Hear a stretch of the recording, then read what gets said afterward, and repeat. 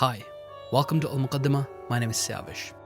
The Mughal Empire ruled parts of the Indian subcontinent for more than 3 centuries. In that time, it transformed India into what it is today. The Mughals came as outsiders from Central Asia who conquered India with steel and gunpowder. But over time, they became as Indian as, well, Biryani is, which, by the way, developed in the Mughal kitchens. They gave many things to India, from food to architecture and even languages. Their law code, to a large extent, is used even today in India. They created one of history's richest empires, which contributed something like a fourth of the world's GDP at its peak. Its first 6 rulers, also known as the Great Mughals, crafted modern India to such a large extent that their legacy is being discussed even today, from libraries and universities to parliaments. That is the legacy we'll go over in this video. This is the story of the Great Mughal Empire.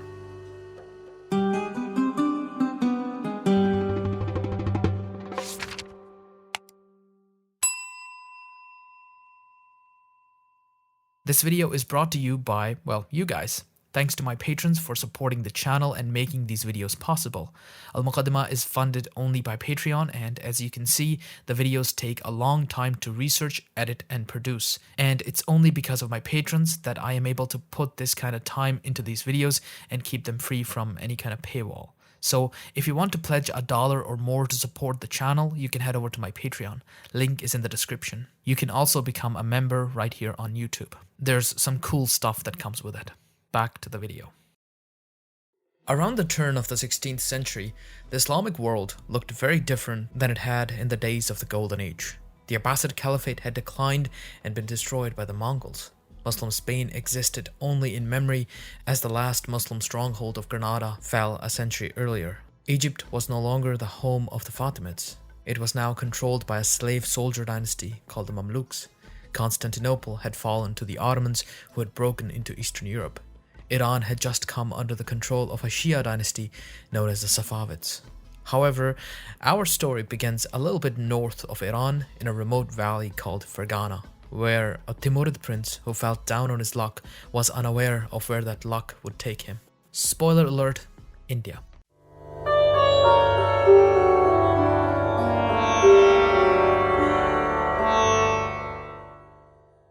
Timur's great and vast empire had declined really quickly after his death.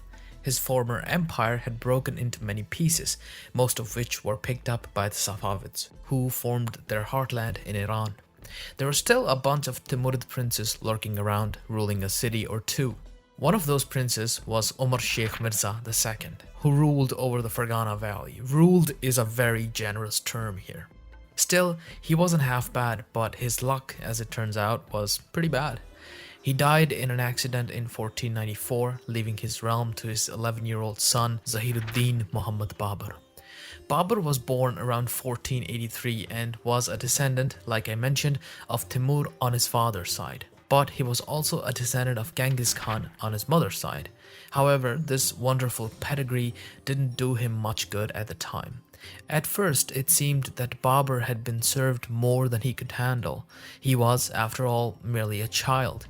He still seemed too eager to rule, and his relatives, including his uncles, began plotting against him to install his younger, more controllable brother on the throne. Eager to prove himself, Zahir invaded and captured Samarkand when he was only 15. Samarkand was the great capital of the Timurid Empire, so this was indeed a great victory. However, it was short-lived. While at Samarkand, one of his rivals made a bid for Fergana and snatched it. When he went to confront him, Samarkand was conquered by another rival. Babur became homeless and wandered around looking for supporters. He made another attempt at capturing Samarkand, but was pushed back by Shaybani Khan, the Uzbek conqueror who was quickly uniting Central Asia under his rule. It's said that Babur's situation was so dire that wandering through the mountains, he and his 300 men only had one tent, which was used by his mother. Babur found a little luck when he wandered into modern-day Afghanistan. Kabul was a rather important city, but it was ruled by a very unpopular and weak usurper. Babur found his opening and attacked the city. he was able to capture it rather easily. From Kabul, he was able to build an army. Kabul was a link between North India and the rest of the world. Many commodities, especially war horses from Central Asia, traveled to India through Kabul, so Babur was in a very advantageous position. In 1505, he led his first raid into India, which found quite a bit of success. North India at the time was being ruled by the Afghan Lodi dynasty. It would prove to be the last of the Delhi Sultanate dynasties. Sultan Sikandar Lodi was a rather effective ruler, and a direct confrontation with him could have ended Babur's ambitious Timurid kingdom at Kabul. Hence, Babur preoccupied himself with Central Asian affairs. Herat had been a vital city for the Timurids, and a Timurid prince did control it, but in 1506, the last Timurid ruler of Herat died and Shaybani Khan of the Uzbeks invaded. Babur's sister and only full sibling Khanzada was in the city at the time. Shaybani took her prisoner and forced her to marry him. This was insulting to the Timurids. Babur was now the last ruling Timurid prince. All the deposed princes now united behind Babur, seeing him as the only way to survive. Babur was so proud of his recent achievements in Kabul and India that he took the Persian title of Padshah, the supreme ruler. Meanwhile, the conquest of Herat by Shaybani Khan had made Shah Ismail of Safavids worry. This resulted in a clash between the two giants in 1510.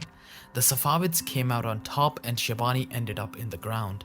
Ismail took Herat and rescued Babur's sister.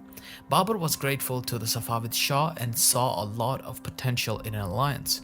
However, Ismail, being the more powerful of the two, demanded subservience and at least an apparent conversion to Shi'ism by Babur.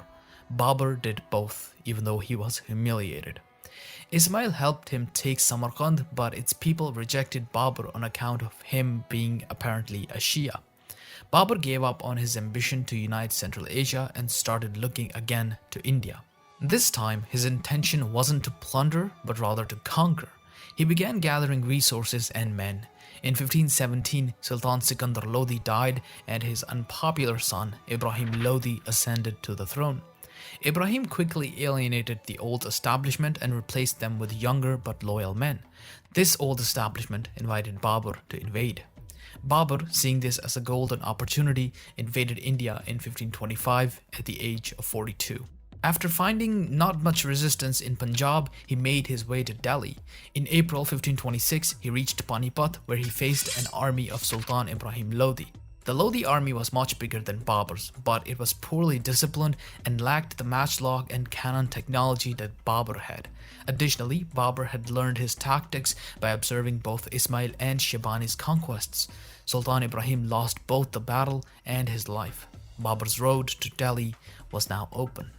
Unlike what his ancestor Timur had done, he embraced Delhi and guaranteed its people's safety. He didn't let his men plunder or loot anything. Despite himself adhering to the Sufi Naqshbandi order, he went to the shrine of Delhi's saints from the Sufi Chishti order. He paid his respects to the great saints Qutbuddin Kaki and Nizamuddin Auliya. However, he did displace the political power of the Chishtis and replaced them with his Naqshbandis. He took control of Agra, which had been the Lodi capital, and secured their treasury, but it was at this point that he realized what he was in the middle of. Due to a lack of authority, after Timur's invasion of India in 1398, there had been various factions vying for control of India. Two of these factions were the Afghans and the Rajputs. The Afghans were previously led by the Lodis, while the Rajputs were led by a dynasty called Sisodias and a man named Rana Sanga, who had actually planned his own assault on Delhi before Babur. The defunct Afghans joined forces with the Rajputs to expel Babur. Their united army met Babur at Khanawa near Agra in 1528. Babur was victorious. Rana Sanga was dead. North India now belonged to Babur and his new Timurid Gurgani dynasty, which history remembers as the Great Mughal dynasty. Mughal is the Persian term for Mongol and points to Babur's Mongol origins. Ethnically, Babur, Timur and Genghis Khan were Mongols, but Timur's clan had been Turkified. So culturally, they were Turks and spoke Turkish, although Persian was the lingua franca in most of the Islamic world. As Richard Eaton writes, After his twin victories at Panipat and Khanwa, Babur swiftly moved to consolidate his authority in a strip of territory stretching from eastern Afghanistan through central Punjab to the mid-Gangetic Plain. For personnel and models of governance, he drew on his Central Asian and Timurid past, placing Turks and Mongols in the kingdom's governing core. Although he was thoroughly conversant in Persian as a medium of cosmopolitan culture, his principal supporters were fellow Turkish speakers. Having spent nearly his entire life leading a steppe-based band of warriors, he saw himself as the first among equals, very much in the tradition of Bahlul, the founder of the Lodi dynasty. Like his ancestor Timur, he governed on a personal and informal basis. Above all, although he held neither India nor Indians in a very high regard, he was pragmatic, being well aware of his precarious position as an outsider in a large and politically volatile land. He was, therefore, quick to reach agreements with the Sisodia lineage after defeating Rana Sanga at Khanwa, as he did with other Rajput leaders in Awadh, Malwa and Punjab. Babur spent the next 2 years of his life consolidating his control over India. He invited kinsmen and fellow Turco-Mongols from Central Asia to help him govern. He laid the foundation of a stable empire. He didn't build many architectural projects, except some mosques at Panipat, Sambhal and the controversial Ayodhya. During his lifetime, Babur collected his thoughts, memories and experiences in the Baburnama, which is why we know so much about him. Due to his constant failures in Central Asia, he keeps bringing failure and humility up again and again in Baburnama. Most interestingly, it turns out he did not like India. He complains about its people having no beauty, its fruits having no taste, and its poets having no talent. I mean, sure, your beloved grandpa Timur destroyed the region and you have the audacity to complain about it being destroyed? Jerk. Babur rectified his complaints by bringing Central Asian fruits and animals into India. He also brought Timurid architecture and gardens which would soon be seen all over India. Although, funny enough, this wasn't the first time Timurid architecture was coming to India. Muslim and Hindu rulers of the Deccan region had already begun copying the Timurid style after Timur's invasion. In 1530, Babur's son and heir Humayun fell ill, and Babur made a bargain with God for Humayun's health in return for his. Humayun soon recovered, but Babur fell ill and died in December 1530 at the age of 47. As per his desire, he was buried in Kabul. On his deathbed, he told Humayun not to punish his brothers no matter how much they deserve it, and boy, did they deserve it. Babur's bargain with God proved to not be the best bargain he could have gotten. The second Padishah of the Mughal Empire, Humayun, would almost become its last.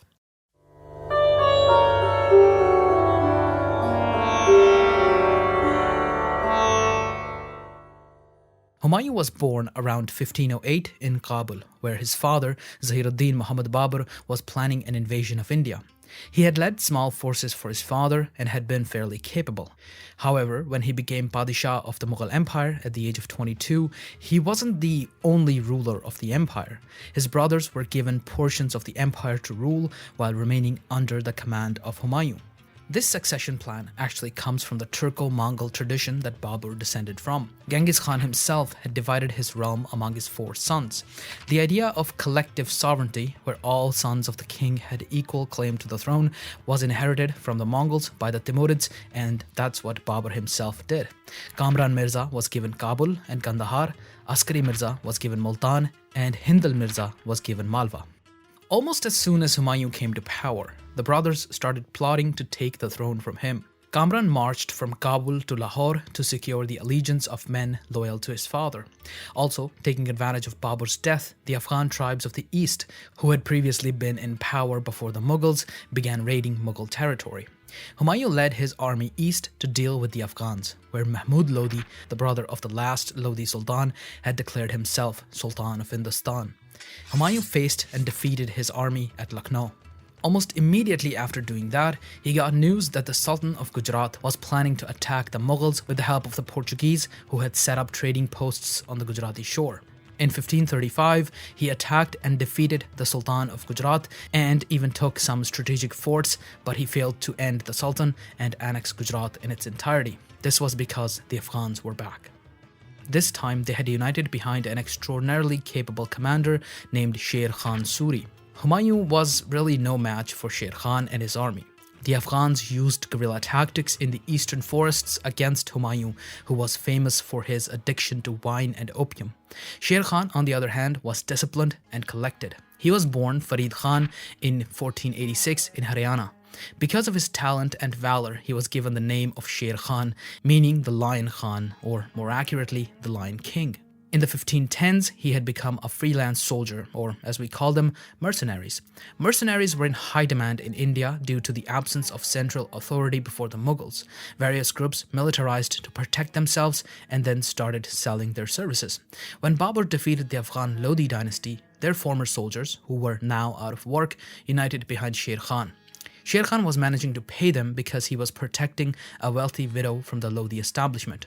Her money and his leadership created a formidable force. Initially, he paid off the Mughal governors with tribute to keep himself safe from them while he built power. By 1537, he was powerful enough to invade Bengal and end the ruling dynasty. He crowned himself Sultan there, changing his name to Sher Shah Suri. By this time, Humayun was aware of the threat he posed, and so Humayun attacked Bengal. Sher Khan's forces melted into the interior and used guerrilla tactics. In 1538, his other younger brother, Hindal, attacked Agra, the Mughal capital, and seized the throne for himself. Kamran also marched towards Agra to strike a deal with Hindal and divide the empire among themselves.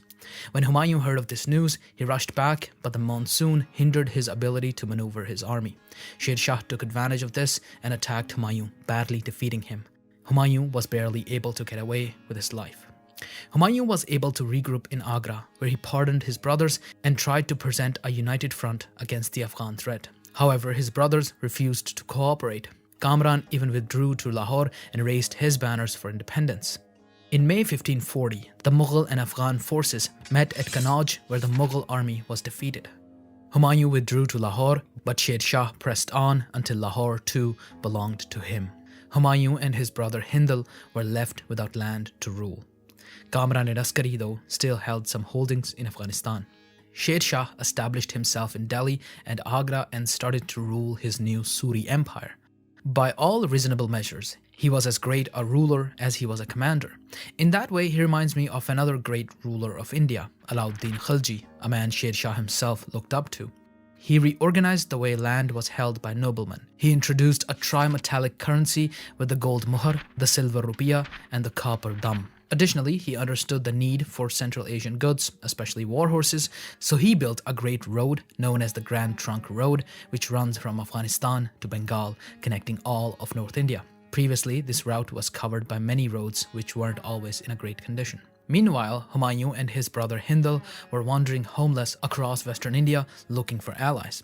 While they didn't find many of them, Humayun did find a wife from an Indian nobleman's family. She soon gave birth to Humayun's first son, Jalaluddin Muhammad. Humayun finally got some hope from the Safavid Shah Tahmasp. He visited him in Herat first and then in the Safavid capital of Qazvin.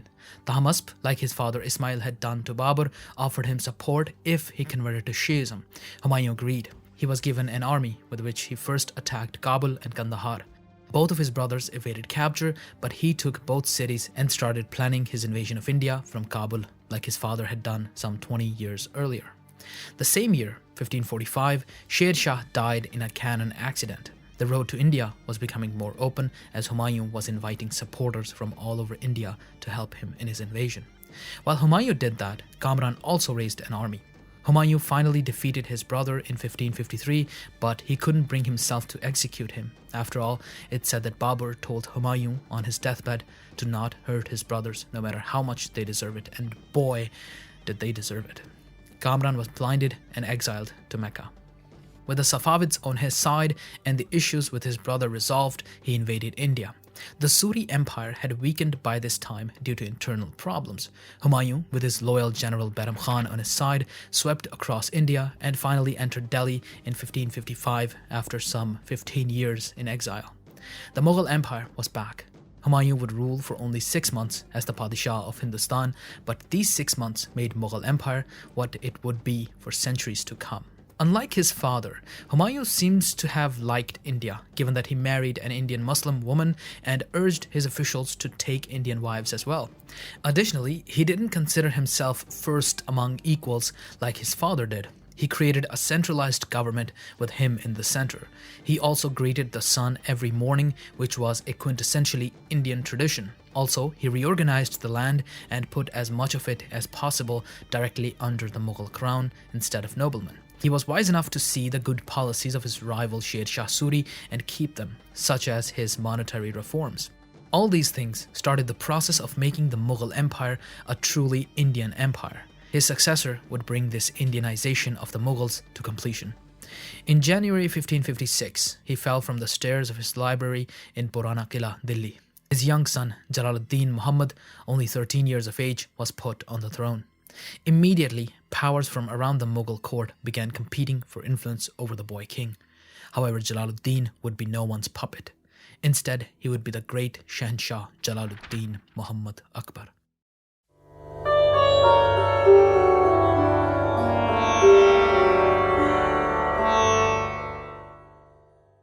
Jalaluddin Muhammad was born in 1542 in Sindh in modern-day Pakistan.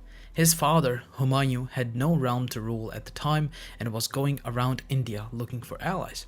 While he didn't find many allies, he did get help from the Safavids of Iran, who lent him an army if he converted to Shiism, which, at least on surface, he did. Humayun invaded India, re-established the Mughal Empire, and 6 months later died in 1556, leaving the empire to his 13-year-old son, Jalal, who would be known to history as Jalaluddin Muhammad Akbar. Immediately, courtly powers started circling the boy king in the hopes of turning him into a puppet. One of those powers was Humayun's loyal general, Bairam Khan. Bairam Khan installed himself as the regent and led the army. However, his loyalty to the Mughal Empire ensured that he would do his best to help the empire.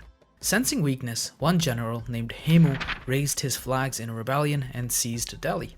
Bairam Khan led the army against him and defeated him in the Second Battle of Panipat.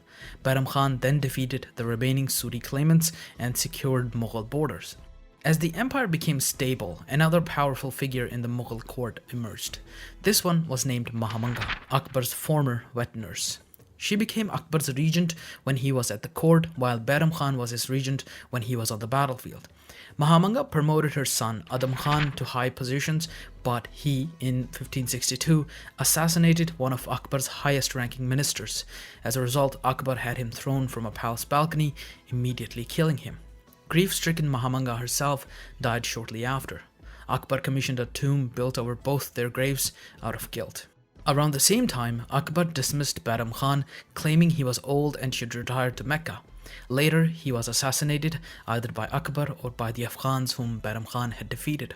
Akbar married one of his widows and adopted his 4-year-old son. This son, Abdul Rahim Khan-e-Khanan, would eventually become one of Akbar's most important ministers. Akbar had now wrestled the control of his empire from his regents, and he was starting to come into his own. Immediately, he began eyeing Gujarat. Gujarat served as a vital port for all the goods from North India. It was also a refuge for the rebels and exiles from the Mughals. Along with the hostile Sultan, Afghan elements were found there. Would not only secure a vital port for the Mughals, but also secure their southern border and prove to the world the Jalal or majesty of Jalaluddin Muhammad Akbar. Although between Agra, Mughal capital, and Gujarat are the lands of Rajasthan, which were controlled at the time by the Rajputs. Before the arrival of the Mughals, the Rajput were seeking to dominate North India, but the Mughals had foiled that plan. Hence, there was a lot of hostility between the Rajputs and the Mughals. However, luck, it seems, was on Akbar's side. Out of the many Rajput clans in Rajasthan, the Kachwaha clan was the first to ally with the Mughals due to internal power struggle between the ruler Raja Parmal and his nephew. Parmal approached Akbar with an offer of alliance. In exchange for material support, he would give his daughter in marriage to Akbar. With Akbar's support, the Kachwaha became a powerful clan. Hence, more and more Rajput clans saw the benefits of allying themselves with the Mughals and did so. It usually had the same conditions: alliance and support in return for a daughter in marriage. Hence, as the Mughal Empire grew larger, so did the imperial harem. By 1568, most of Rajasthan was under the control of Akbar. The relationship between the Mughals and the Rajputs was a bit complicated but quite brilliant. Rajput leaders would join the Mughal court as advisors, ministers, and even governors while staying the rulers of their own clan. The entry of so many Rajputs into the court and the harem sped up the process of Indianization of the Mughals. At the same time, the Mughals circulated their own coinage in Rajput lands, and the Rajput had to ensure safety of merchants and pilgrims making their way across Rajasthan to Gujarat. Akbar even regulated the succession of allied Rajput clans. Rather than fighting and annexing all those clans, Akbar had, through diplomacy, tamed Rajasthan. An interesting figure who appeared from the Mughal-Rajput relationship was Man Singh, the grandson of Raja Bharmal. While he ruled his own land, he also led the military for Akbar in many conquests and was made the governor of various regions such as Bengal. The only Rajput clan that didn't ally with the Mughals was the Sisodias, whom Babur, Akbar's grandfather, had first defeated around 4 decades earlier. In 1568, their major fort of Chittor was besieged, which fell, but only after 30,000 soldiers made a last stand while their women committed Johar. Johar was a tradition where women of besieged forts and cities would burn themselves in order to avoid being dishonored by the enemy because, a man's honor sits in the genitalia of his family's women. The Sisodias, however, would continue coming back. Akbar also brought reforms to the way land was distributed among his vassals. He started the mansabdari system, where a numerical mansab or rank was assigned to people. This could go from 10 to 10,000, which was an indication of how many troops that mansabdar is supposed to provide to Akbar. This land grant, or jagir, was temporary and could not be inherited. Akbar moved people around a lot, so they weren't able to build support and power in one place. Akbar was seeking to reduce the importance of blood ties in his empire. No one ethnicity was given preference in Mansabdari, but rather achievements and skill were what mattered. He also circulated Persian classics like Al-Ghazali's theology and Rumi's poetry among his vassals to create a Persianized ethical framework that transcended blood and ethnic ties. In the 1560s and 70s, Akbar led his army all over India, expanding the empire greatly. In 1571, he moved his capital from Agra to Sikri, which he developed into a new town called Fatehpur, the city of victory. By 1584, the Mughals were able to finally sweep away the Sultanate of Gujarat and take it under their control. In the late 1570s and early 1580s, there were various rebellions in Mughal territories. This was inspired, if not supported, by the rise of Mirza Hakim, Akbar's younger half-brother. In 1581, Akbar led an army all the way to Kabul in pursuit of his rebellious brother. Hakim left Kabul and fled to nearby mountains. Akbar stayed in Kabul on the ancient throne his father and grandfather had once occupied, and then declared his sister Bakht al-Nisa as the governor of Kabul. Mirza Hakim was defeated the next year, and he died a few years later, apparently of alcohol poisoning. Mirza Hakim's rise showed Akbar his northwestern weakness. The trade route that went from Central Asia to Delhi through Kabul was a vital one, not in the least because it brought war horses, so Akbar had to move closer to it to keep it stable. Hence, in 1586, he moved his capital for a third time to Lahore. Meanwhile, his trusted Raja Man Singh was sent to Kabul as its governor, and Akbar himself made a second visit in 1586. In 1586, Akbar also annexed Kashmir and then Sindh, the land of his birth, in 1590. During his years of conquest, Akbar showed brilliance in both diplomacy and warfare. He employed mounted archers from Central Asia and Rajput troopers from India. These two together made a devastating force that no one in India could stand up to. After conquest, though, Akbar didn't vanquish his enemies. He enrolled them into his own ranks and made them part of the Mughal Empire. He even sent his own robes to conquered vassals to make them feel what it's like to be a Mughal. Akbar replaced the powerful position of the vizier with 4 different separate roles. Chief Divan, the finance minister, Mir Bakshi, the commander of the military, Khan-e-Saman, the royal chamberlain, and Qazi al-Quzat, the chief judge. This system was replicated on smaller levels as well. Qazis were appointed to rule on judicial matters. An interesting thing is that in smaller towns and villages, the village council or panchayat decided on judiciary matters. However, Akbar also appointed qazis there, although they ruled according to local tradition and not Islamic law. Akbar still decided on the most important cases and was the only one who could hand out capital punishment. To get the commoners to accept his rule, Akbar tried to fit into the classic Indian figure of Sarvabhaum, meaning universal ruler. He also employed, on both higher and upper levels of his government, locals so that they wouldn't feel left out and see him as an alien invader. While Akbar, in his propaganda and even his autobiography, claimed to be a universal, all-powerful ruler with none above him but God, the truth was that the state was very decentralized and locals held a lot of power. Akbar's brilliance comes from the fact that he knew everyone personally and kept them in check. He knew who could become powerful under what conditions, so he moved them around.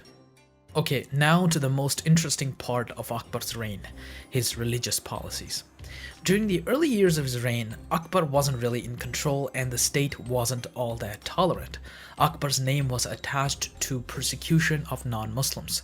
However, when he came into power himself, he changed these policies. He had been raised under Shia, Sunni, and Sufi influences. At the age of 21, in 1563, Akbar abolished the pilgrimage tax, which was taken from all non-Muslims. The next year, he also abolished the jizya. It should be kept in mind that while jizya was technically the law, it was hardly ever enforced in India. He also banned the killing of cows and peacocks. In 1565, he went a step further and started sponsoring Hindu temples. He also made an annual pilgrimage to the shrine of Sufi saint Moinuddin Chishti. By 1577, he was seen participating in physical rituals of the Chishti order. It was also around this time that he founded the Ibadat Khana, meaning the house of worship. He invited scholars of all religions, including the Christians who had arrived in India regularly since Vasco da Gama. All these scholars discussed and argued over religious matters. Sounds like a fun way to spend an evening. Around this time, Akbar seems to have developed the idea that all religions were either equally true or equally false. During a hunting trip in 1578, Akbar seems to have had a spiritual experience. When he recovered, he ended the hunt, he adopted a mostly vegetarian diet, and shortened his hair. Akbar was trying to reconcile his leadership as the universal emperor and the many faiths of his subjects. He began taking control of religious leadership as well, starting with Islam. He began delivering the Friday sermon himself from time to time. He also issued a declaration in 1579 that he was the ultimate authority on religious matters in the empire, styling himself as Zill-e-Ilahi, the shadow of God. However, this was also when Akbar began moving farther from Islam. During his expedition to Afghanistan in 1581, a Christian priest in his entourage claims that Akbar confided in him that he wasn't a Muslim anymore and he wanted his sons to follow whatever faith they wanted. Though just because he might not have been Muslim anymore doesn't mean he was a Hindu or a Christian. He was trying something new. Here's Philip from Let's Talk Religion to talk more about Akbar's Din-e-Ilahi. The Din-Ilahi, or divine religion, was a religious movement founded by the Emperor Akbar, which served as a kind of culmination of his religious activities. He never referred to it himself as the Din-Ilahi, but rather as Tawheed Ilahi, or divine monotheism, which tells us at least a little bit about its supposed beliefs. However, when it comes to this phenomenon, there's a lot of disagreement among scholars and in our sources. Some claim that the Din-Ilahi represents a new religion entirely, that Akbar founded a new religion that was separated from his religion of birth, which was Islam. Others think that this is an inaccurate description, instead emphasizing the Din-Ilahi as you could say, at least in Akbar's mind, as being an extension or part of his already existing Sufi-oriented Islamic faith. What is relatively certain is that the Din Ilahi was the result of Akbar's interactions with various religious traditions. He had established the Ibadat Khana, the house of worship, where he hosted representatives from basically every religious sect in the region, various Muslim denominations, what we call Hindus, Buddhists, Christians, Zoroastrians, etc. And they held debates and discussions here on religious and spiritual questions. The so-called divine religion or divine monotheism seems to have grown out of this, taking inspiration from the debates and teachings from a variety of different religious traditions, with Akbar himself in a very important position as a spiritual leader or guide for its followers. What is important to remember is that Akbar and his intellectual endeavors weren't as unique as you might think. There had long been interactions between Muslim scholars or saints and other religions in the region. So Akbar is really part of this wider tendency at the time. The fact that he saw similarities and value in the teachings of other religions and adopted aspects of them wasn't all that unusual, and does not necessarily indicate that he ever stopped being a Muslim or that the Din Ilahi was a new religion. But sadly, when it comes to the actual beliefs and practices of this movement, we don't know much at all, and what we do know often comes from sketchy sources. But these sources claim that this movement contained elements of primarily Sufi-oriented Islam, but also religions like Hinduism, Zoroastrianism, and perhaps Jainism and Christianity. When we look at this movement, it sometimes appears more like a secret society rather than a religion of its own. Only a select few were initiated. They had unique ways of saluting each other, unique practices and prayers. It reminds us somewhat of a Sufi order, actually, which wouldn't be all that surprising given Akbar's attachment to Sufism in particular. There seems to have been a kind of code of conduct that the initiates were to follow, like abstinence from worldly desires, soft speech, and a general conduct based on justice, kindness, and devotion to God. There may have been an encouragement to live in celibacy and emphasis on different practices to purify the soul on its journey to God. Perhaps inspired by the common Indic notion of ahimsa or non-violence, the Ilahans may have been told to abstain from all use of violence, forbidding the slaughter of all animals, to hold a vegetarian diet, and even to avoid dining together with people associated with such things like butchers or fishermen. The name Tawheed Ilahi tells us, and its Islamic character suggests, that the movement was fundamentally monotheistic. Some sources, mostly critical, tell us that much like in Zoroastrianism, light, especially in the form of fire and the sun, became associated or became a symbol for God and was thus worshipped in some sense. But what was perhaps the most important aspect of this religious movement was Akbar himself. This group clearly revolved entirely around him as a kind of leader and guide. Some even claim that he saw himself as divine, since there were rings and letters sealed with the phrase Allahu Akbar, and also that this phrase was used as a salutation among initiates. And aside from this phrase, Allahu Akbar, meaning God is great, it can also mean God is Akbar. Did the Din Ilahi consider Akbar to be divine?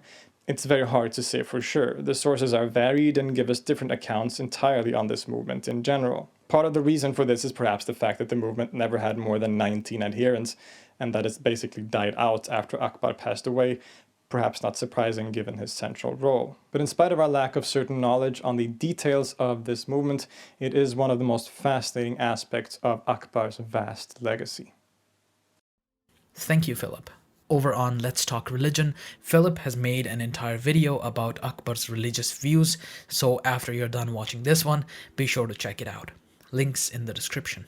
While Akbar was trying a new religion, he was also trying to fit into the role of the classical Muslim sovereign. He was full of contradictions, okay? The year 1591 of the Common Era was the year 1000 of the Islamic Hijri calendar. Akbar saw himself as the one ushering in the second millennium of Islam. But again, he also saw himself as the ultimate authority. In 1585, he issued coins that read, Allahu Akbar Jalla Jalaluhu. Allahu Akbar means God is great, but can also mean God is Akbar or Akbar is God. Also, his given name Jalal also makes an appearance in this statement. He He also started greeting the sun every morning from the highest point in the palace and even memorized the 1001 Sanskrit names of the sun.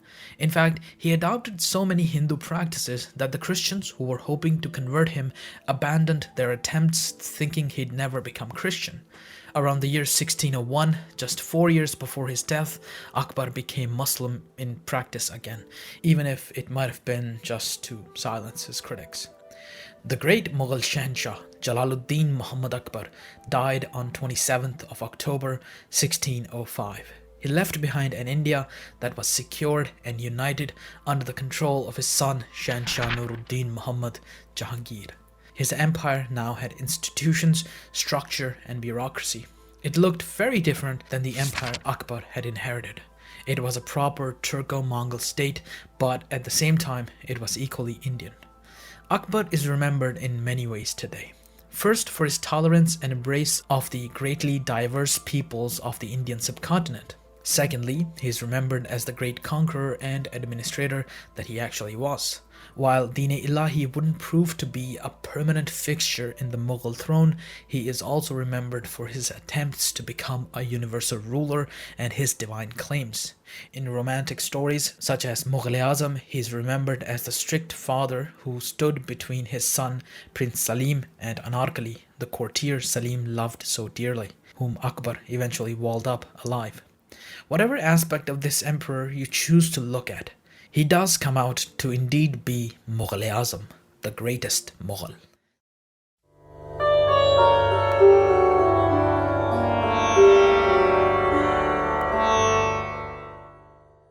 Akbar's eldest son, Prince Salim, had been born in 1569. The story goes that Akbar had begged God for a son. He walked barefoot to the shrine of a Sufi saint named Sheikh Salim Chishti, after whom the prince would be named. As a prince, Salim knew his value to his father and acted out a lot, being the spoiled brat that he was. Already in the 1590s, he had begun showing impatience to succeed his father, a pattern that would repeat in the history of the Mughal Empire. In 1599, when Akbar was busy campaigning in the south, Salim had gathered supporters and led an army against Agra, the former capital of the empire and an economic center. Before the news could reach Akbar, though, Akbar's mother, Salim's grandmother, had a heart-to-heart with Salim and told him to back off, which he did, falling back to his base in Allahabad. This wasn't exactly the end of his claim to the sovereign title, though. Akbar rushed back to the capital, leaving his close friend and advisor Abul Fazl in charge of the campaign. When Abul Fazl was returning to the court, Salim arranged for him to be assassinated, fearing that he might advise Akbar to take stern actions against Salim, which might even have culminated in his removal from succession. Akbar and Salim had a reconciliation in 1603 though, but it was short-lived. Akbar, being the brilliant strategist that he was, had a contingency plan for Salim. He had started preparing Salim's younger brother, Danial, for succession, which only further pissed Salim off. The insult being added to the injury came when Akbar let Danial use the red royal tent reserved for the emperor during a campaign. This was the insult. The actual injury was that Akbar was preparing Salim's own son against him. Prince Khosrow was only 7 when Akbar gave him a title in 1594, sending him away from Salim's household. By 1603, he was 17 and had a powerful status himself. In addition to Akbar promoting him to high positions, he was the nephew of Raja Man Singh, the most powerful of Akbar's Rajput vassals. He was also the son-in-law of Aziz Koka, Akbar's foster brother and another very powerful Mughal vassal.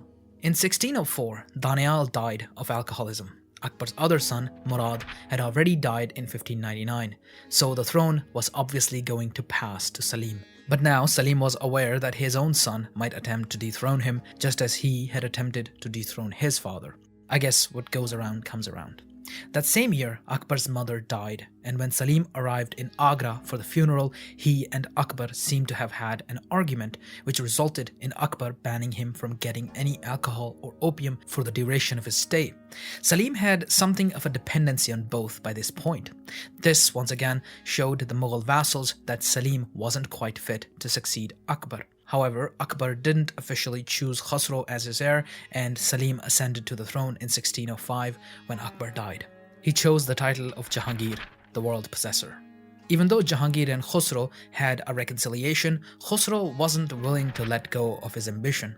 He gathered supporters and marched towards Punjab to take the city of Lahore, which had been Akbar's capital. However, the governor refused to open the gates and Khosrow started a siege. Meanwhile, Jahangir arrived with his army and defeated his son, who then fled to Kabul. Khosrow was captured and humiliated. His followers were impaled and hung on the roads. Khosrow was confined to Agra fort, but he continued plotting against his father. He was finally partially blinded, which ended his ambition pretty quickly. By this time in Punjab, the religion of Sikhism was starting to gain influence. It was during the lifetime of Sikhism's founder, Baba Guru Nanak, that the Mughal Empire was first established by Babur, Jahangir's great-grandfather. In many ways, the story of Babur and Nanak's successors were bound together. Akbar had been at peace with the Sikhs and had even gifted them land where they founded their central city of Amritsar. During the rebellion of Khosrow, the fifth Sikh Guru, Guru Arjan Dev, had met Khosrow and given him his blessing. As Jahangir himself puts it, Khosrow happened to halt at the place where he, Guru Arjan Dev, was. He came out and did homage to him. He behaved to Khosrow in certain special ways and made on his forehead a finger mark in saffron, which the Hindus call kashka and is considered auspicious. When this came to my ears and I clearly understood his folly, I ordered them to produce him and, having confiscated his property, commanded that he should be put to death. Jahangir had Guru Arjan Dev brought to him, where he told him to convert to Islam or die. Guru Arjan Dev chose death and was tortured and killed. The story of the Sikhs and the Mughals is a fascinating one, but it's a story for another time. Right now, let's stay with the Mughals. Secure in his power, Jahangir now put together his court.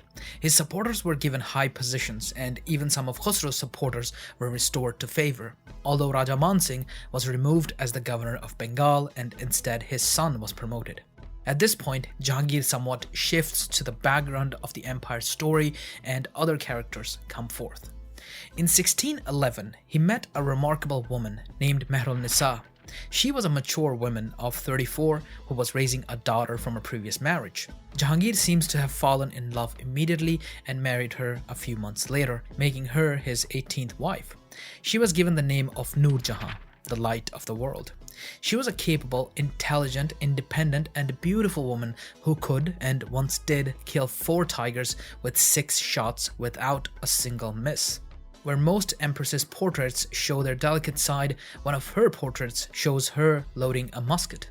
Within months of her marriage to Jahangir, she began exercising control on his behalf. Both her father and brother were members of the court, which gave her support. She, along with her father, Etamad ad-Dawla, and brother Asif Khan, brought a Mughal prince into her influence. This prince, named Khurram, was Jahangir's 3rd son. She married Khurram to her niece Arjumand Banu, whom history would remember as Mumtaz Mahal, the woman buried in the Taj Mahal. Khurram was now the new favorite to succeed the emperor since Khosrow was blind. Unlike most Mughal princes, Khurram wasn't blinded by ambition, lust for power, or even wine and opium, which really says something. Some sources mention that he didn't touch wine till he was 24, and even then only on the insistence of his father. Khurram had proved himself in the battlefield by having defeated the only Rajput house that did not join the Mughals, the Sisodias, in 1615. Khurram had achieved what even Akbar had failed to, although that says more about the Sisodias and their leadership than it does about Khurram.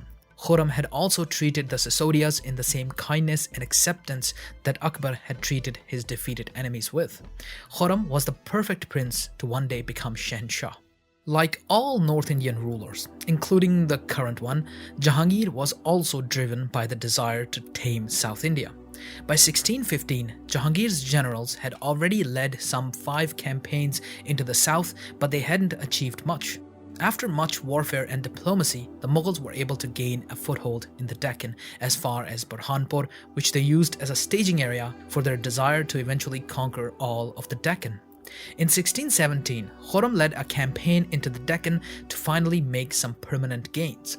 Although how much of the gains were made by him and how much were made by his generals is a matter of dispute. Still, Khurram took credit for the victories, which resulted in him being honored by Jahangir with the title of Shah Jahan, the ruler of the world. Also, he was given a mansab of 30,000, which was unprecedented since the mansabs had only gone as far as 10,000 previously. With Shah Jahan becoming more and more popular and Nur Jahan becoming more and more power-hungry, the two powerful figures of the Mughal court were now on a collision course. Jahangir's health had been worsening since 1616 due to his addiction to wine and opium. According to some sources, he was so weak that his hands trembled and he couldn't even pick up a glass. With Shah Jahan becoming arrogant, Nur Jahan began looking for another candidate that would be easier to control. That candidate was Shah Jahan's younger brother, Prince Shahryar. Even though he was an untested youth in 1620, Nur Jahan began preparing him to succeed. She married him to her own daughter from her previous marriage, although her power was actually declining. Her father died around the same time, and as she became hostile to Shah Jahan, her brother Asaf Khan, Shah Jahan's father-in-law, sided with Shah Jahan. Since Jahangir was weakened, it looked like he might die at any time. She convinced him to send Shah Jahan away from the capital to lead a campaign in the Deccan.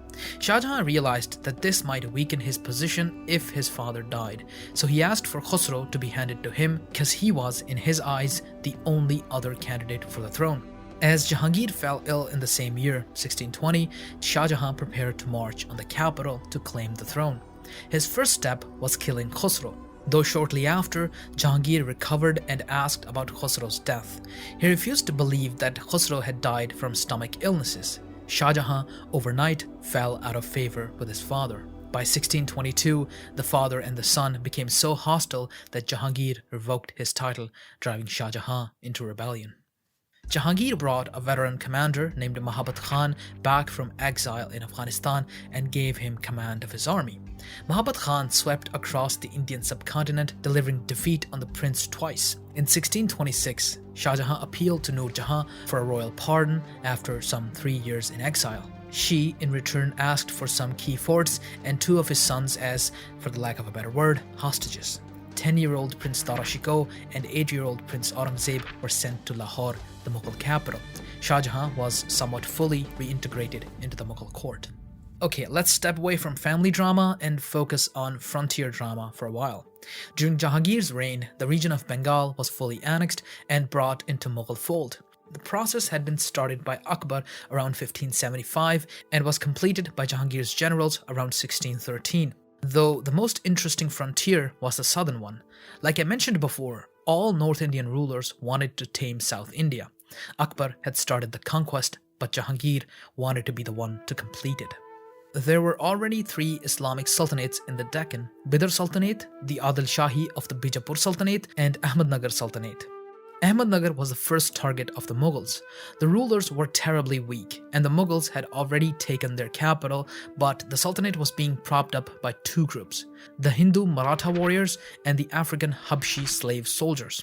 The leader of the Habshis was Malik Ambar, an East African slave soldier brought to India in the early 1570s. He was bought by the Peshwa, or Prime Minister of Ahmednagar, who died in 1574, and Ambar had become free, hence a freelance soldier. The Indian subcontinent at the time had a thriving market for military. Even Portuguese sailors left their service for Lisbon to become freelancers here.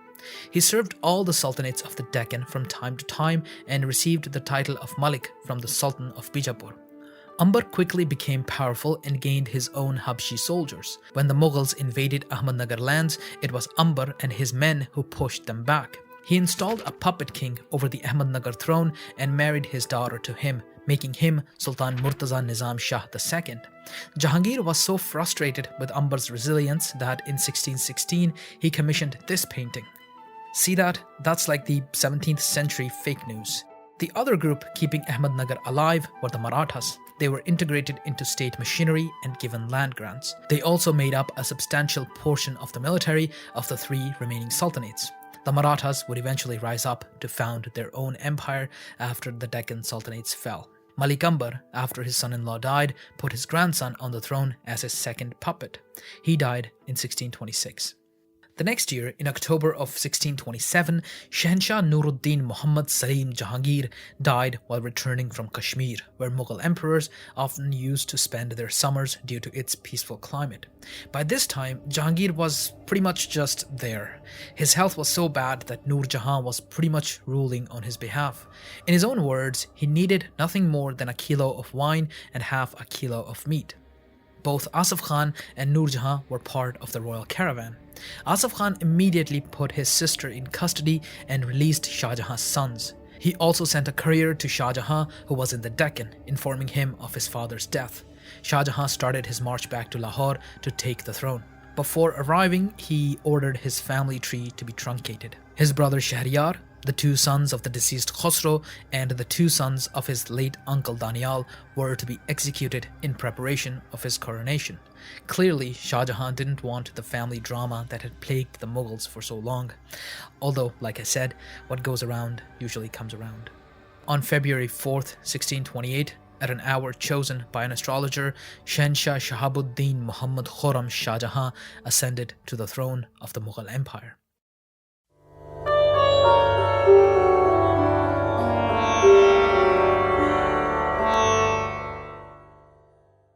Prince Shahabuddin Muhammad Khurram was born in early 1592 to the heir apparent Prince Salim during the reign of his grandfather, Emperor Akbar. As a prince, he grew quite close with his grandfather, who was preparing his grandsons against his rebellious son. However, the old emperor died in 1605 and Khurram's father became emperor with the title of Jahangir. During his reign, Khurram was made governor of different regions and he led the army on multiple occasions. He became popular enough to be considered for succession. This popularity got to his head, which soured his relations with his father, so he rebelled but was defeated. In any case, Jahangir died in late 1627 and Shah Jahan ascended to the throne on February 4th, 1628. With Shah Jahan finally crowned, he began taking over the empire's establishment. He installed his father-in-law, Asif Khan, as vizier. He put his stepmother and Asif Khan's sister, the formerly powerful empress of the Mughal Empire, Nur Jahan, in a comfortable palace in Lahore where she lived for the remaining 18 years of her life. He distributed gold among his supporters and his children, including 600,000 rupees to his beloved daughter Jahanara. He also installed Mahabat Khan as the governor of Ajmer. Mahabat Khan was a brilliant commander, but he was also the man who had defeated Shah Jahan during his rebellion. This shows that despite personal animosity, Shah Jahan valued talent. This was actually something that, in my opinion, made the Mughal Empire as powerful as it was. Young princes were given land and military command, which they used to build up their own supporters and learn how to rule.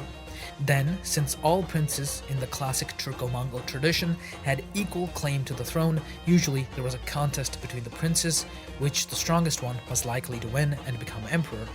This ensured that good, capable rulers would succeed and bring their own talent into the court. Immediately after Shah Jahan's coronation, there were rebellions. An Afghan nobleman named Khan Jahan Lodi had become the governor of Gujarat and some strips of land in northern Deccan. He had sold this land to the ruler of Ahmednagar in return for money. This was treason. He had also supported Shah Jahan's brother Shahriyar against him, so obviously he had to go. Shah Jahan actually made up a great plan to arrest him. Shah Jahan promoted him, and the Mughal protocol dictated that he now had to appear before the emperor. He understood what Shah Jahan was up to and fled with his family to Ahmednagar. With the support of the Sultan there, he invaded Mughal territory. Shah Jahan left the capital to face him. The Sultan of Ahmednagar became worried that Shah Jahan might attack him to punish him for supporting the rebels, so he withdrew his support. Khan Jahan Lodi was captured and executed by Shah Jahan. Another rebellion came from the Bundela Rajputs of Orcha. The Raja there, Raja Jujar Singh, had made some unexpected gains during Jahangir's time, and Shah Jahan wanted answers for that. The Raja escaped and asked Shah Jahan for forgiveness, which he granted. However, the Raja overstepped again when he laid siege to the fort of Chauragarh, which belonged to a vassal of the Mughals. The siege went so brutally that the Hindu Raja of the fort had his women commit jauhar before he made a last stand and fought to death. Shah Jahan was livid. Shah Jahan sent an army to bring Jujhar Singh to justice. Now, here another theme in Indian Muslim history repeats. Jujhar Singh had inherited his titles after his father had died. His father, Raja Bir Singh, had a bit of a shaky claim to his title. He had gained it after assassinating Akbar's close friend Abul Fazl on the orders of Jahangir. Jahangir gave him that title when he became emperor. So, to legitimize himself, he had built a great temple. Shah Jahan ordered the destruction of this temple. Now keep in mind that both the construction and destruction of this temple was done as a political move, not for religious reasons. This happened all over Indian history. Even when Hindu kings attacked each other, often temples were destroyed to delegitimize the other one's claim. Shah Jahan captured Raja Jujhar Singh's two sons and forcibly converted them to Islam. This was once again a political move. None of what Shah Jahan did here was an attack on Hinduism. It was all political. Since they weren't Hindus anymore, they were somewhat outcasts from their Rajput tribe and couldn't claim their father's titles anymore. Jujhar Singh himself was captured and killed by the tribe of the Raja whom he had besieged previously. With these rebels taken care of, Shah Jahan moved to restructure the empire.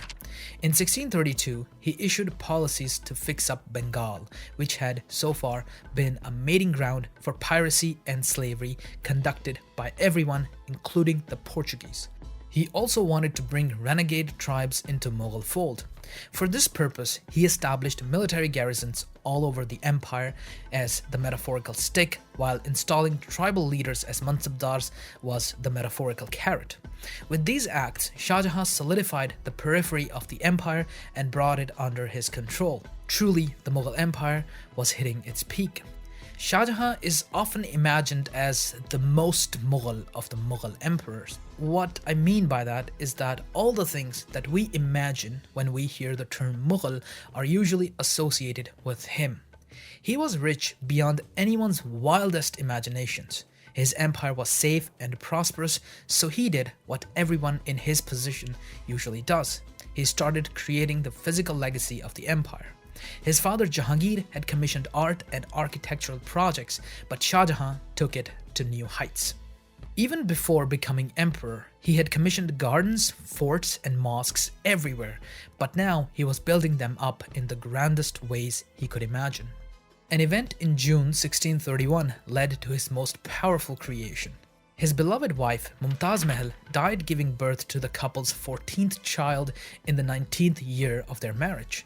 There's a popular joke that Shah Jahan loved his wife so much he never let her go on with an empty belly for long. He did love her very much. According to primary sources, the emperor isolated himself in a room for over a week and wept so much that he had to wear glasses. Another source says that a third of his beard and mustache became grey almost overnight with sorrow. Her body was taken to Agra, where she was buried, and on top of her grave, Shah Jahan commissioned and built a monument that is today considered an everlasting symbol of eternal love, the Taj Mahal. Shah Jahan wanted to replicate Mumtaz Mahal's palace in the heavens. It was completed in 11 years at the cost of 5 million rupees. To get an idea of how much that was, the entire city of Old Delhi, or Shahjahanabad, which was also built by Shah Jahan, cost only 6 million rupees. So the Taj Mahal cost almost as much as an entire imperial capital city. Also, in 1646, the empire's yearly expenditure was roughly 225 million rupees. You can get an idea of how crazy rich this empire was. Shah Jahan himself was involved in the design process. The Taj Mahal itself shows Shah Jahan and what he thought about himself. Babur, the empire's founder and Shah Jahan's great-great-grandfather, was buried under the open sky in Kabul. Humayun, his successor, was also buried in a simple fashion, but later Akbar and one of his stepmothers built a huge mausoleum over his grave. This was done to show that the empire was still prosperous, even though Akbar was a minor and rebellions were everywhere. In simple words, it was a piece of political propaganda. Akbar and Jahangir were both buried in simple graves with small tombs later constructed over them. The Taj Mahal was a return to the style of Humayun's tomb, but much, much grander. Shah Jahan considered himself special. The initial military victories he had seen had made him unbelievably arrogant. even for a Mughal emperor. I mean, look at this portrait. Angels are literally bringing him a crown and jewels and stuff. He called himself Sahibe Qirani Thani, which means the second lord of the conjunction, which is like the coolest imperial title ever. The conjunction refers to the period of conjunction of Saturn and Jupiter, which is an event considered very blessed in Persian astrology. People born at this time exhibit extraordinary abilities. The first lord of the conjunction, if you're wondering, was Shah Jahan's ancestor Timur the Lame, though Timur never called himself that. This wasn't the only way Shah Jahan wanted to relate to Timur. He also sent an invasion force into Central Asia in 1646 to confront the oldest rivals of the Mughals, the Uzbeks, and to conquer the land which was once ruled by his ancestor Timur. Shah Jahan remodeled the forts at Agra and Lahore, which had been built by Akbar. He made them to fit his idea of the monarch. For instance, since Akbar, the emperors had held audience while being seated at an elevated balcony of sorts called charoka, literally being above their court ministers and vassals. Shah Jahan increased the height of the charoka and built columns in the court to distinguish the various ranks of the vassals. In Agra, he went so far as to literally orient the charoka according to the mosque at the court, so that his charoka actually stood between the praying area and the Kaaba at Mecca, which the Muslims are supposed to face while praying. Multiple contemporary sources call him the Qibla of his subject. Qibla is where you face while praying. Although he wasn't satisfied with just tombs and forts, Shah Jahan planned and built an entire city to his desire. The city of Shah Jahanabad, or Old Delhi, was built between 1639 and 1648. By building this city in Delhi, Shah Jahan was connecting his family to the Delhi Sultanate. At the center of the new city was the Red Fort, and at the heart of the Red Fort was the Peacock Throne.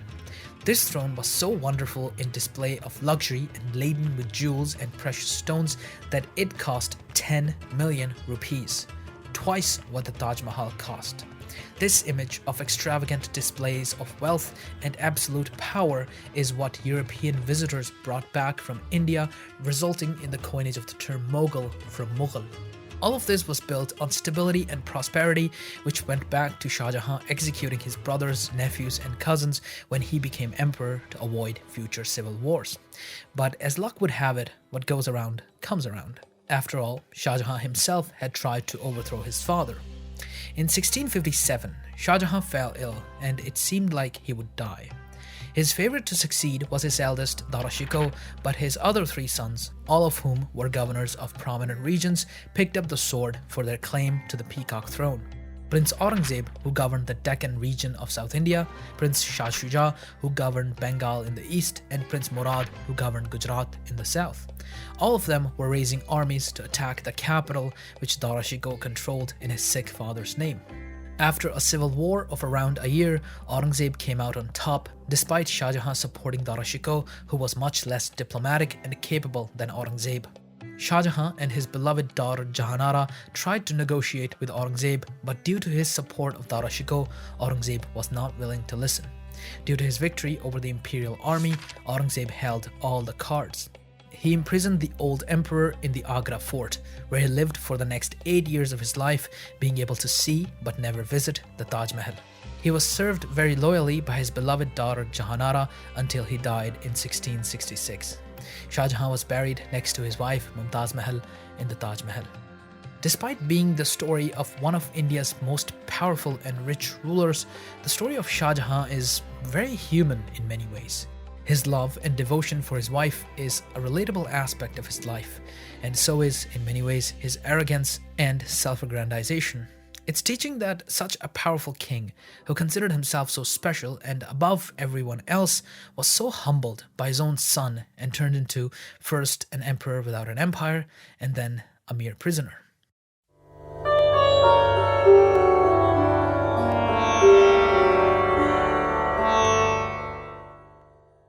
Muhyiddin Muhammad Aurangzeb was born on November 3, 1618, during the reign of his grandfather Jahangir.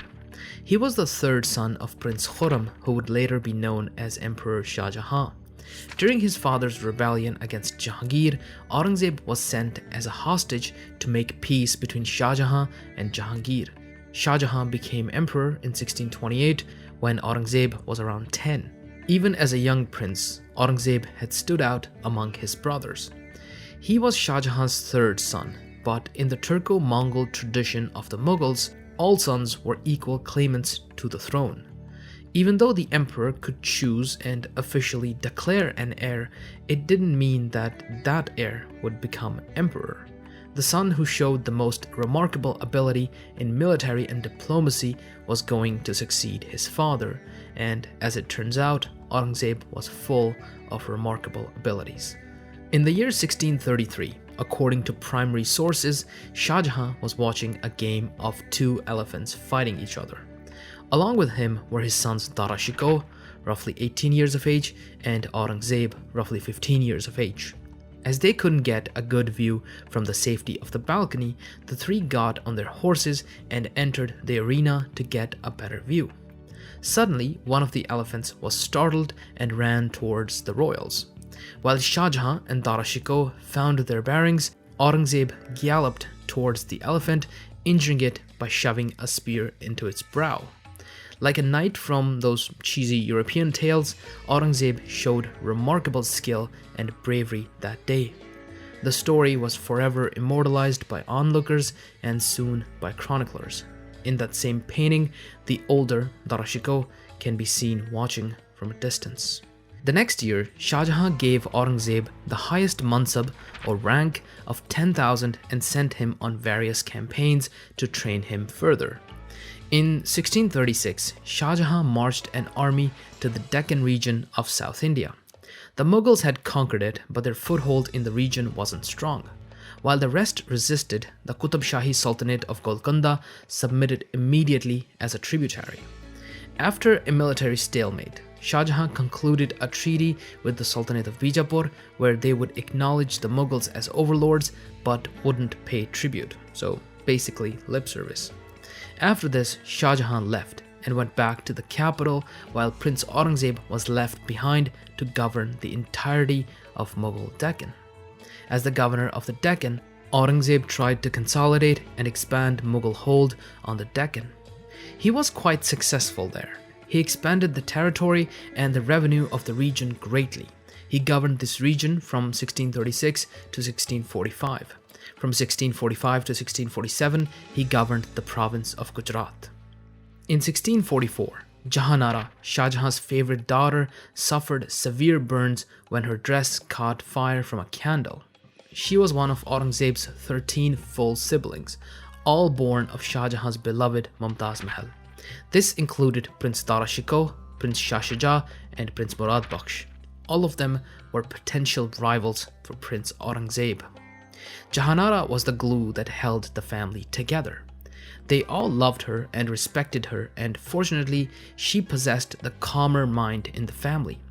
The entire family gathered in Agra to see their beloved sister, whose life hung in balance for a few weeks.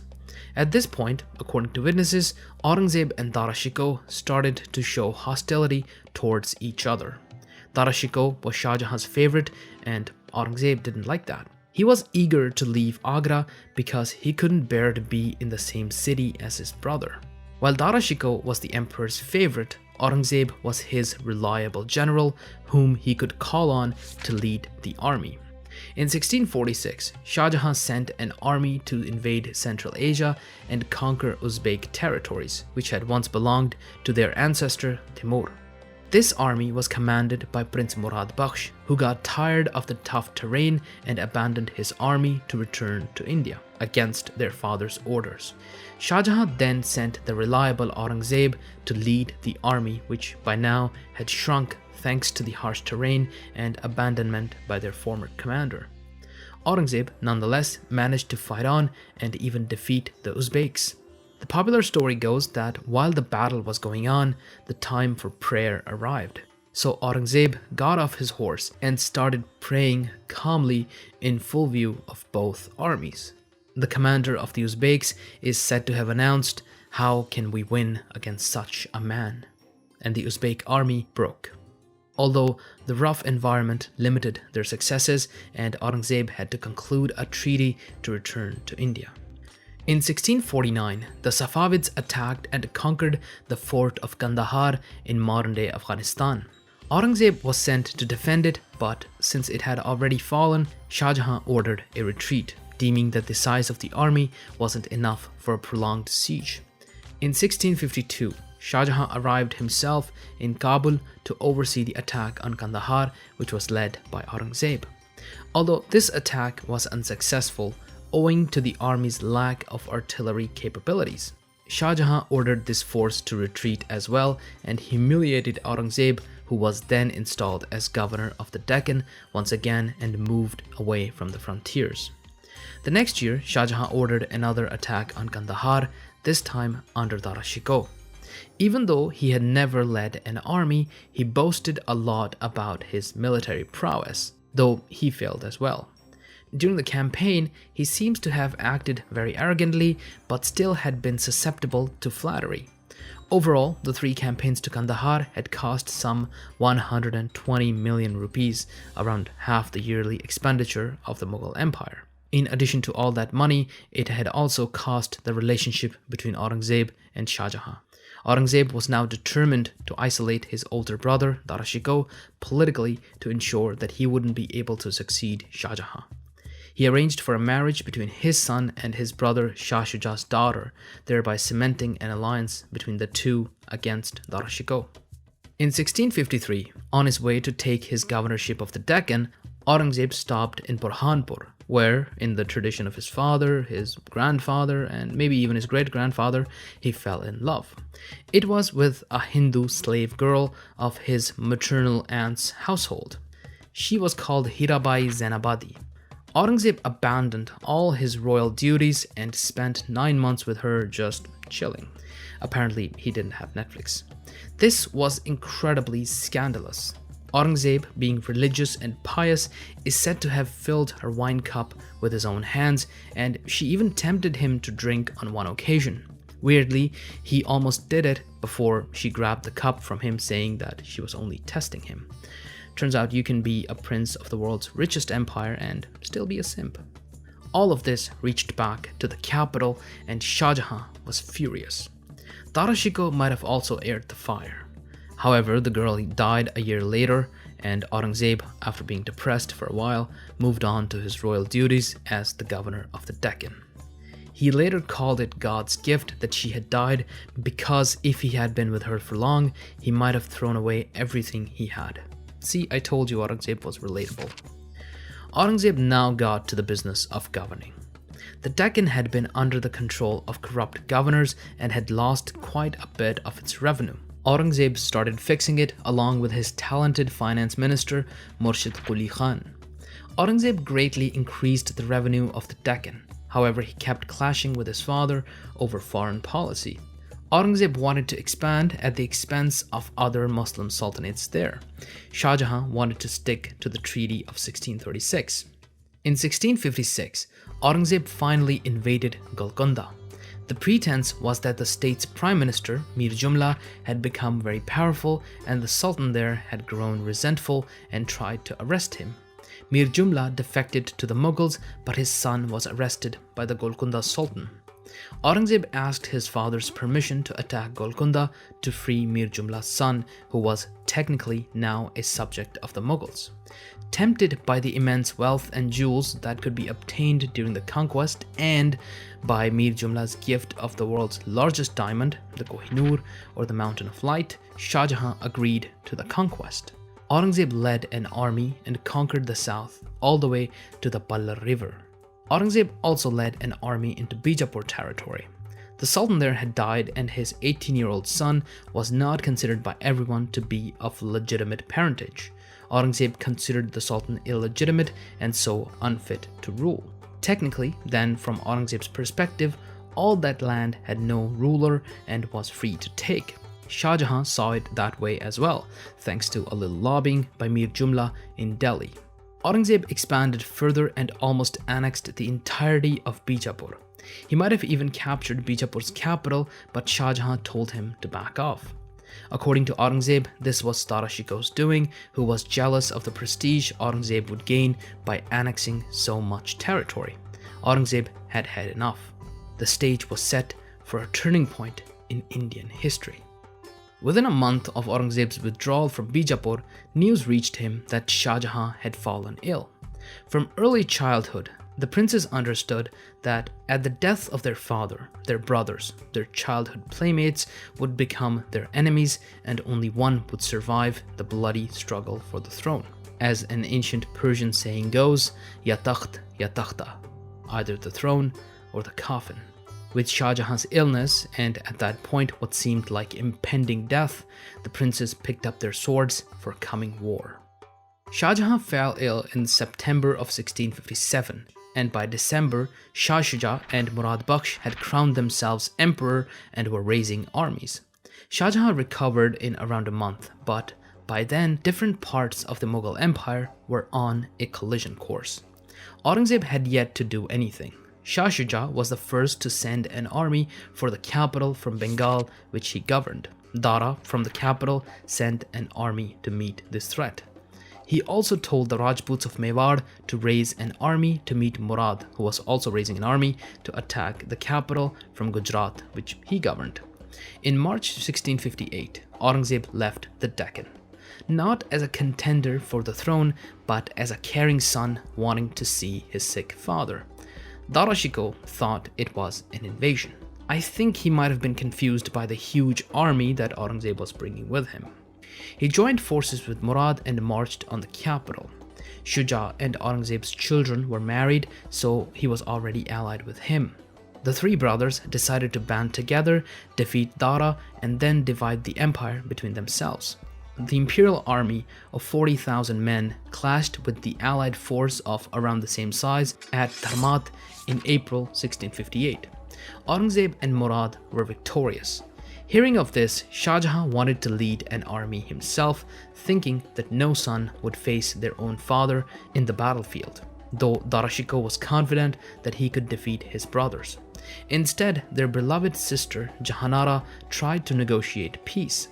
She sent a letter to Aurangzeb reminding him that in Islam, the eldest brother has an equal status to their father, though, as is always the case, religion was second to the desire for the throne. Aurangzeb wrote in return that he merely wanted to see Shah Jahan, but Dara Shikoh was the one causing problems, and if he had arrived alone in the capital, he feared for his death. Dara Shikoh led an army to meet the allied forces of Murad and Aurangzeb at Samugad, some 35 kilometers from Agra. Dara's force of 60,000 men was almost double that of his brothers, but they weren't battle-hardened like Aurangzeb's men who had just wrapped up their annexation of Bijapur and Golconda. Dara Shikoh was also not a skilled commander, and many of his generals secretly supported Aurangzeb. One of the reasons behind this was that Aurangzeb was diplomatic and had a calmer head, while Dara Shikoh was an intellectual, and like most intellectuals, he was arrogant.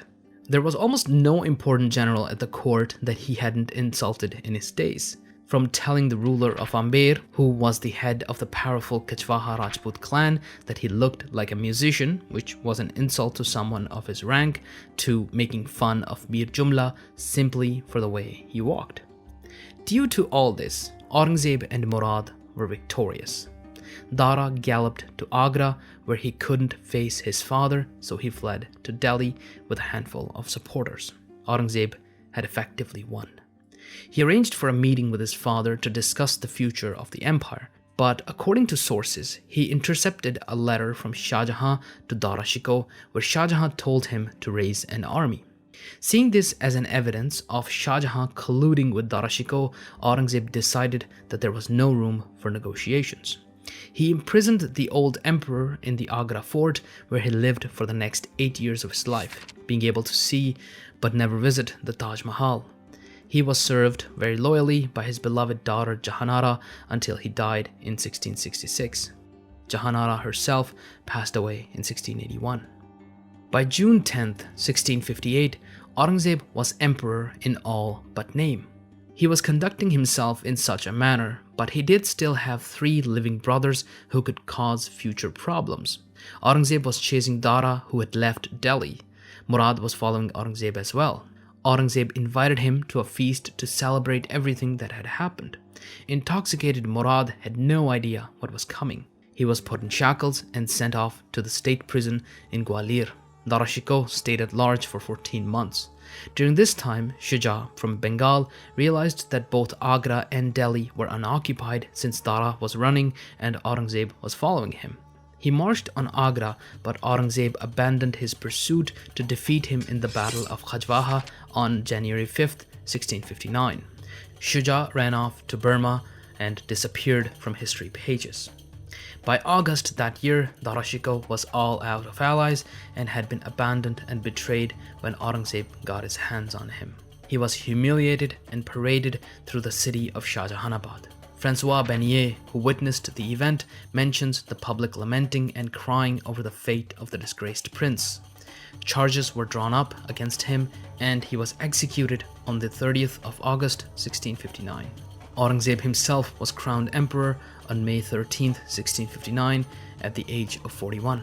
He took the title of Alamgir, the conqueror of the world.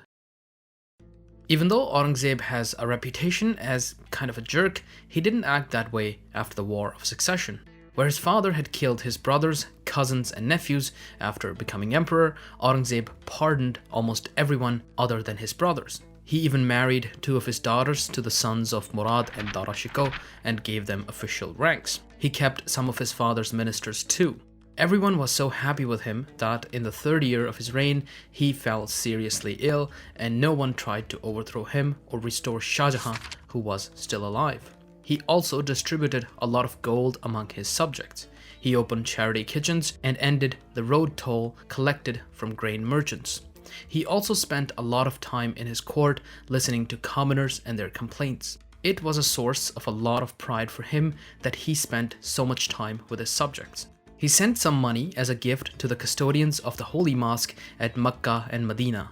However, the Sharif of Makkah didn't accept it, saying that Aurangzeb was not the rightful sovereign as long as Shah Jahan was alive. Aurangzeb sent gifts almost every year, but they were refused. When Shah Jahan died, Aurangzeb sent gifts again, and this time they were accepted. Even fellow monarchs didn't think of him as a legitimate ruler. The Safavid Shah wrote a letter to Aurangzeb telling him that instead of the world conqueror, he should have picked the title the father conqueror, which just sounds dirty in English. Aurangzeb's reply to all this was denial.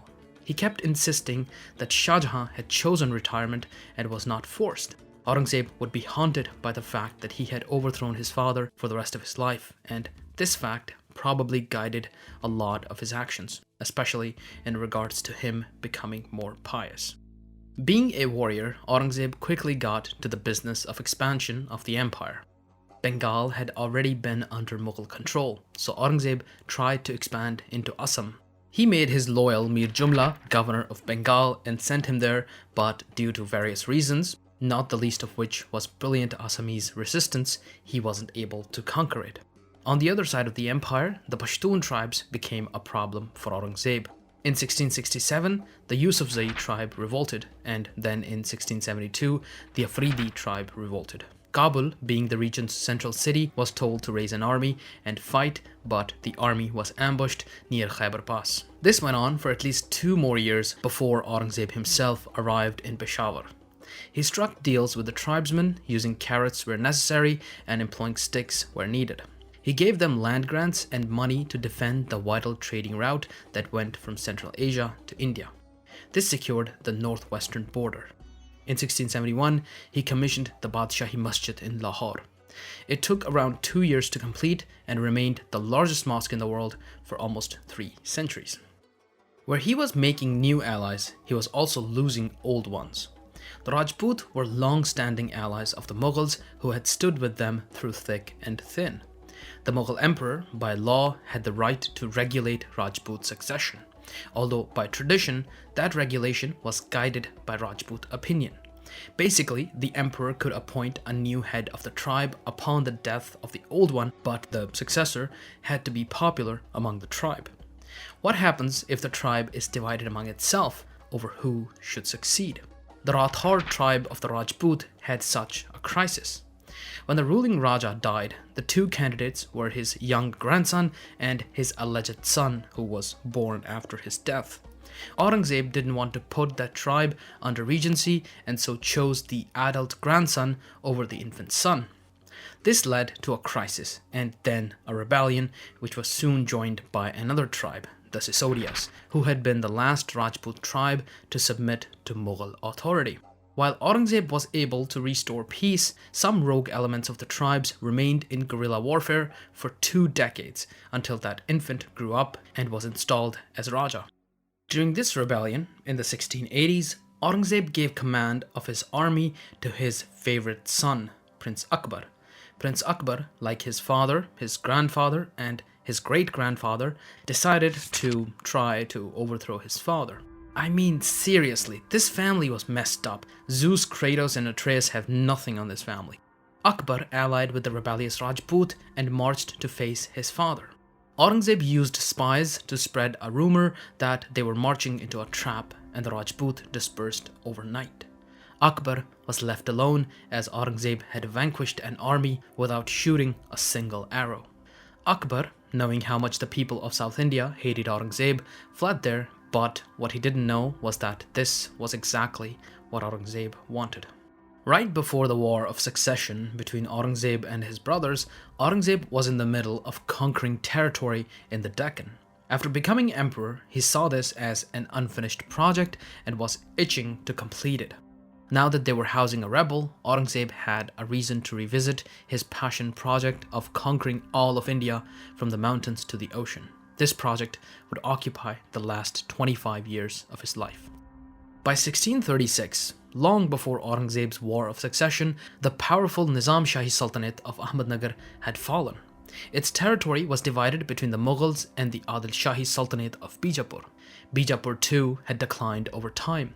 This western plateau of South India was occupied by the Marathi-speaking people who weren't exactly united by a sense of anything other than a common language.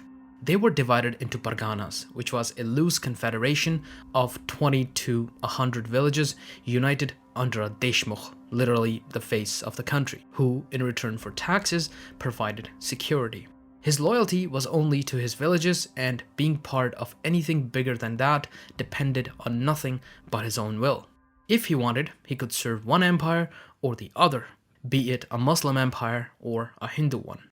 Out of these many local chieftains of the Marathas, one rose up to become powerful in the region. His name was Shivaji Bhosle. His grandfather had been the right-hand man of Malik Ambar in his resistance against the Mughals. His father, Shahaji Bhosle, had tried to fill Malik Ambar's role as the puppet master of Ahmednagar, but that proved to be futile, so he briefly joined the Mughal Empire as Mansabdar before defecting to Bijapur. He was a capable general, so he served the Sultan of Bijapur and moved around a lot, but he sent his wife and young son Shivaji to his ancestral lands near Pune. Shivaji wasn't happy with his people serving the Bijapur overlords and started to come into his own as a charismatic and politically gifted leader, not unlike Aurangzeb himself. From 1647 to 1657, he had amassed a decent number of soldiers and forts with his capital at the impregnable fort of Raigad. This is when his first interaction with Aurangzeb happened, who was at the time the governor of the Deccan. He offered his military service to the Mughals if they recognized his claim over that of his enemies. Aurangzeb agreed to almost all his conditions except a few forts which were still under the control of Bijapur. Then the Mughal War of Succession happened, and Aurangzeb became emperor. After his ascension to the throne, Aurangzeb sent his uncle Shaista Khan to govern the Deccan, but during a daring nighttime raid by Shivaji, Shaista Khan was injured and his son was killed, so Aurangzeb called him back. Confident by this victory, Shivaji reached all the way to Gujarat and attacked the major Mughal port of Surat. This was an offense that couldn't be tolerated. In 1665, Aurangzeb gave command of his army to Jai Singh, the Raja of the Kachwaha clan of the Rajput, and sent him against Shivaji. Jai Singh was able to corner Shivaji and forced him to ask for terms.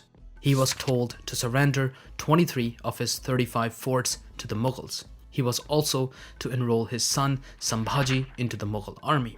Finally, Shivaji and Sambhaji had to appear in Delhi at Aurangzeb's court.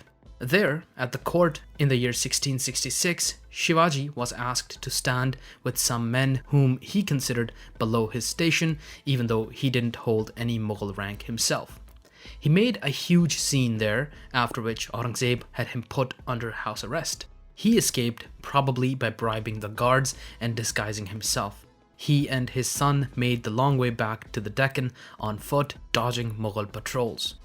In 1674, due to the decline of Bijapur, Shivaji declared himself an independent ruler as Chhatrapati, the umbrella or universal ruler, and also the protector of all Hindus, because of course. His coronation ceremony was so lavish that it cost 5 million rupees, around the same as what the Taj Mahal had cost. Chhatrapati Shivaji then expanded his empire further and died in 1680, leaving the small Maratha empire to his son Sambhaji. This was the South India that Aurangzeb was now returning to in 1682, some 24 years after leaving it to claim his throne. At first, Aurangzeb tried to rile up the Muslim sultanates of Bijapur and Golconda against the Marathas, but that failed because they were weak and preferred the Marathas over the Mughals. So Aurangzeb turned his gun on them. Bijapur was conquered in 1686 and Golconda in 1687. Then the full force of the mighty Mughal Empire was turned on the Marathas. Sambhaji, the Chhatrapati, was captured, taken to Delhi, humiliated, seriously tortured by having his eyes clawed out, and executed. The Marathas crowned Shivaji's second son, Rajaram, but he too was pushed and Raigad itself fell. Sambhaji's 9-year-old son, Shahu, was captured. However, he was treated well by Aurangzeb. He was raised in a Persianate court, fully versed in Mughal tradition, but he wasn't converted to Islam. That might have been because converting him would have invalidated his claim to the Maratha throne, and he would have become pretty useless to Aurangzeb. By 1689, Aurangzeb had gained victory over victory. This could have been a good point to stop. History could have recorded that Shahnshah Aurangzeb Alamgir returned to the capital after 10 years of first leaving. He had destroyed 2 sultanates. He had almost destroyed the young Maratha Empire. He could have just returned with the treasures of the Golconda and the throne of Shivaji. He could have restructured the empire and installed new administrative policies. He could have destroyed what little remained of the Maratha by simply buying their supporters.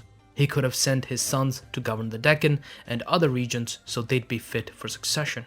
He could have handed a rich and powerful empire down to his successors. His empire could have fought the invaders and maybe even the Europeans. All could have been well, but, well, that's not what happened. Aurangzeb, the great conqueror that he was determined to keep going. He didn't want to return to the boring day-to-day administration of the empire. He wanted to be where the swords and the blood were.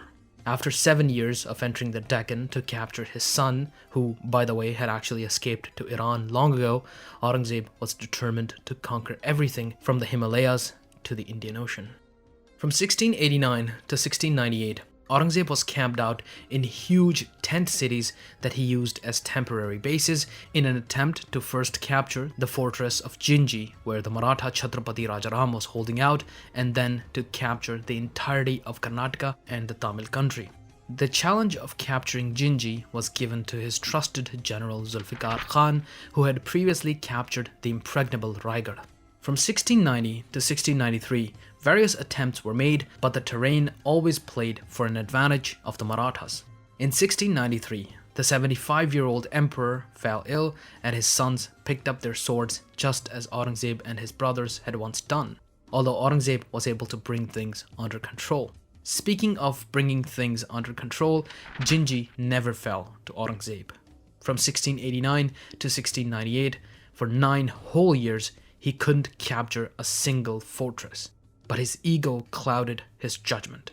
The empire's coffers ran dry, its generals grew tired, its soldiers deserted, but the emperor kept pushing. By 1698, the Mughals began to withdraw, and Rajaram moved to the city of Satara and began reviving the Maratha Empire. He was doing quite well until he died in 1700, when his wife Tarabai declared her 4-year-old son Shivaji II as the next Chhatrapati. It's said that Aurangzeb actually celebrated the fact that a woman and a baby were now in charge of the Marathas. Though, as it turns out, he had judged a bit too early. The 25-year-old Tarabai was incredibly talented at her job. By all sources, including Mughal ones, she comes off as a better ruler than her husband was. Not only was Tarabai able to fend off Mughal attacks, but she was also able to expand the empire. She even sent raiding missions into North India as far as Malwa and Gujarat. Aurangzeb, on the other side, was suffering from success. His tent city was huge and measured around 50 kilometers in circumference. His artillery was heavy and his supply lines were long. This wasn't a mobile army, while Tarabai's Marathas were well aware of the mountainous terrain and were able to deliver swift attacks, so Aurangzeb had a disadvantage. For every one fort he captured, he lost 2. He was old beyond his years and his generals had started dying. Most of his trusted companions were gone. Newer generations were having their own political struggles. As princes had to build their own support, Aurangzeb's sons were already working against each other, and all the notable members of the court were pulled into various factions and were hence unable to work together. Another interesting aspect of this war was that both the Mughals and the Marathas were trying to win allies. Aurangzeb promised them land and a rank, while the Marathas promised them, along with land and rank, a Swaraj, the idea of self-governance. This is why the Maratha Empire is often called the Maratha Confederacy, because of how much autonomy the vassals had. Though Aurangzeb simply didn't have enough land to distribute among everyone he was subjugating. In the last 25 years of his reign, the Maratha Mansabdars at the Mughal court actually controlled more land than the Rajput did. The increasing cost of the war also forced him to turn land from distributable Jagir to crown land, that is, turning it from land that could be given to a vassal to land that was directly under the emperor's control and hence gave him the full revenue.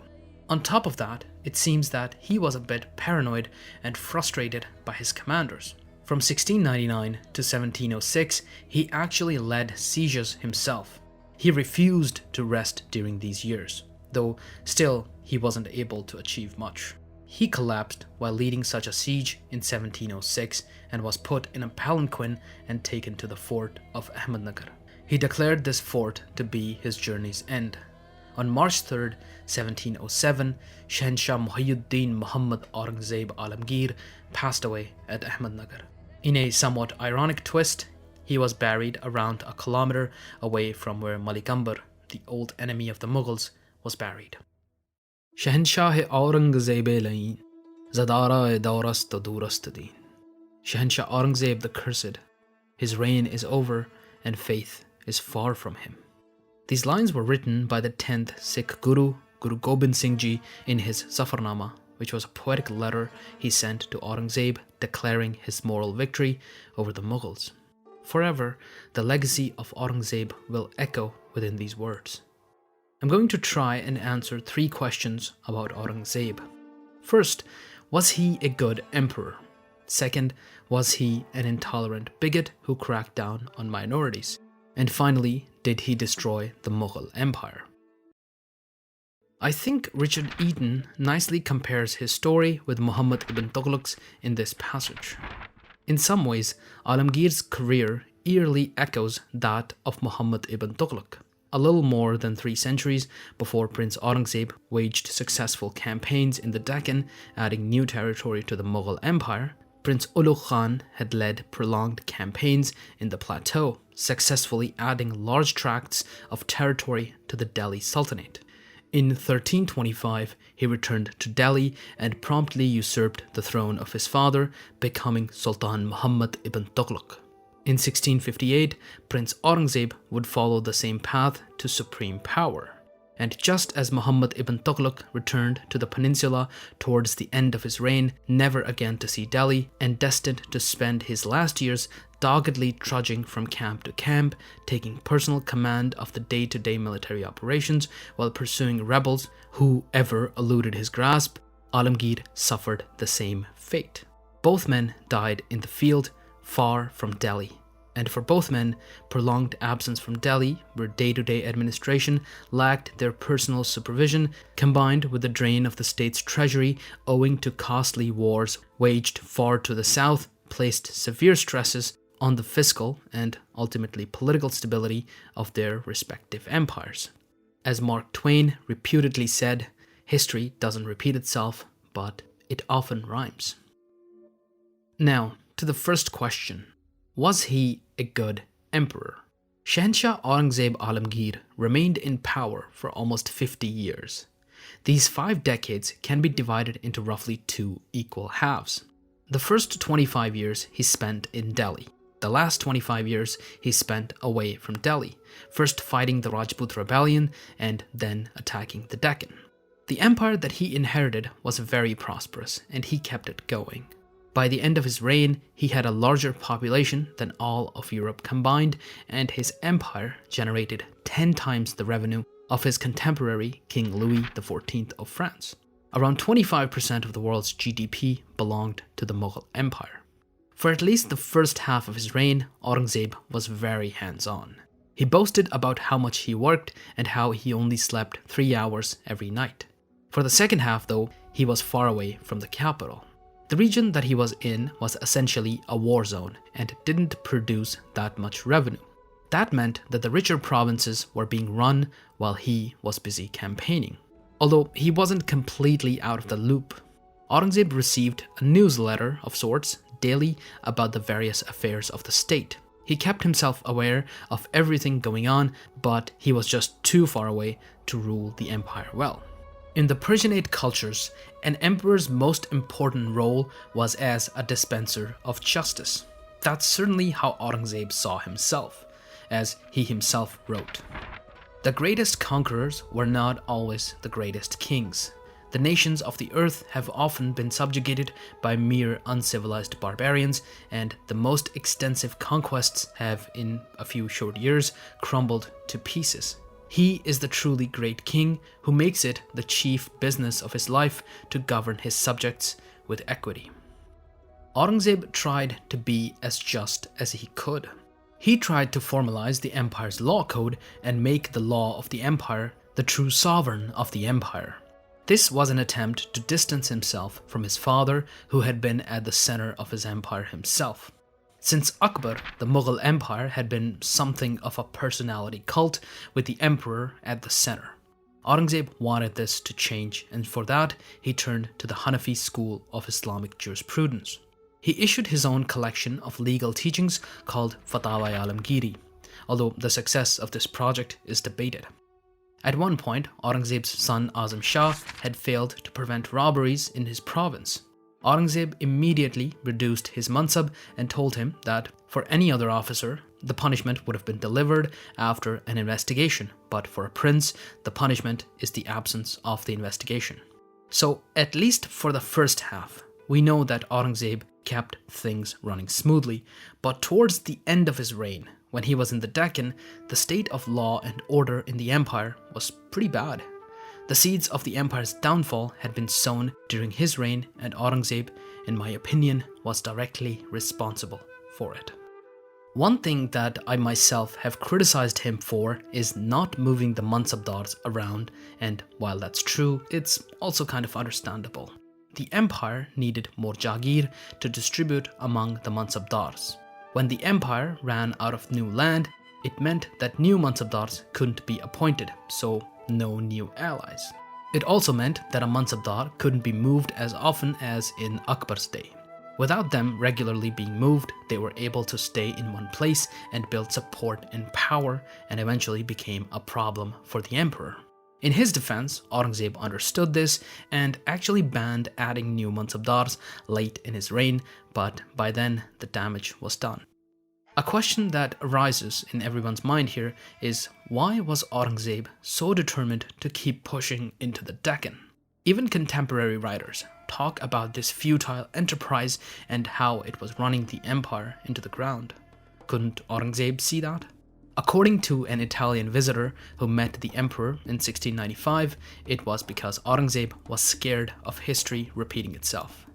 He had seen how his father had let go of his authority and how easily he had deposed him.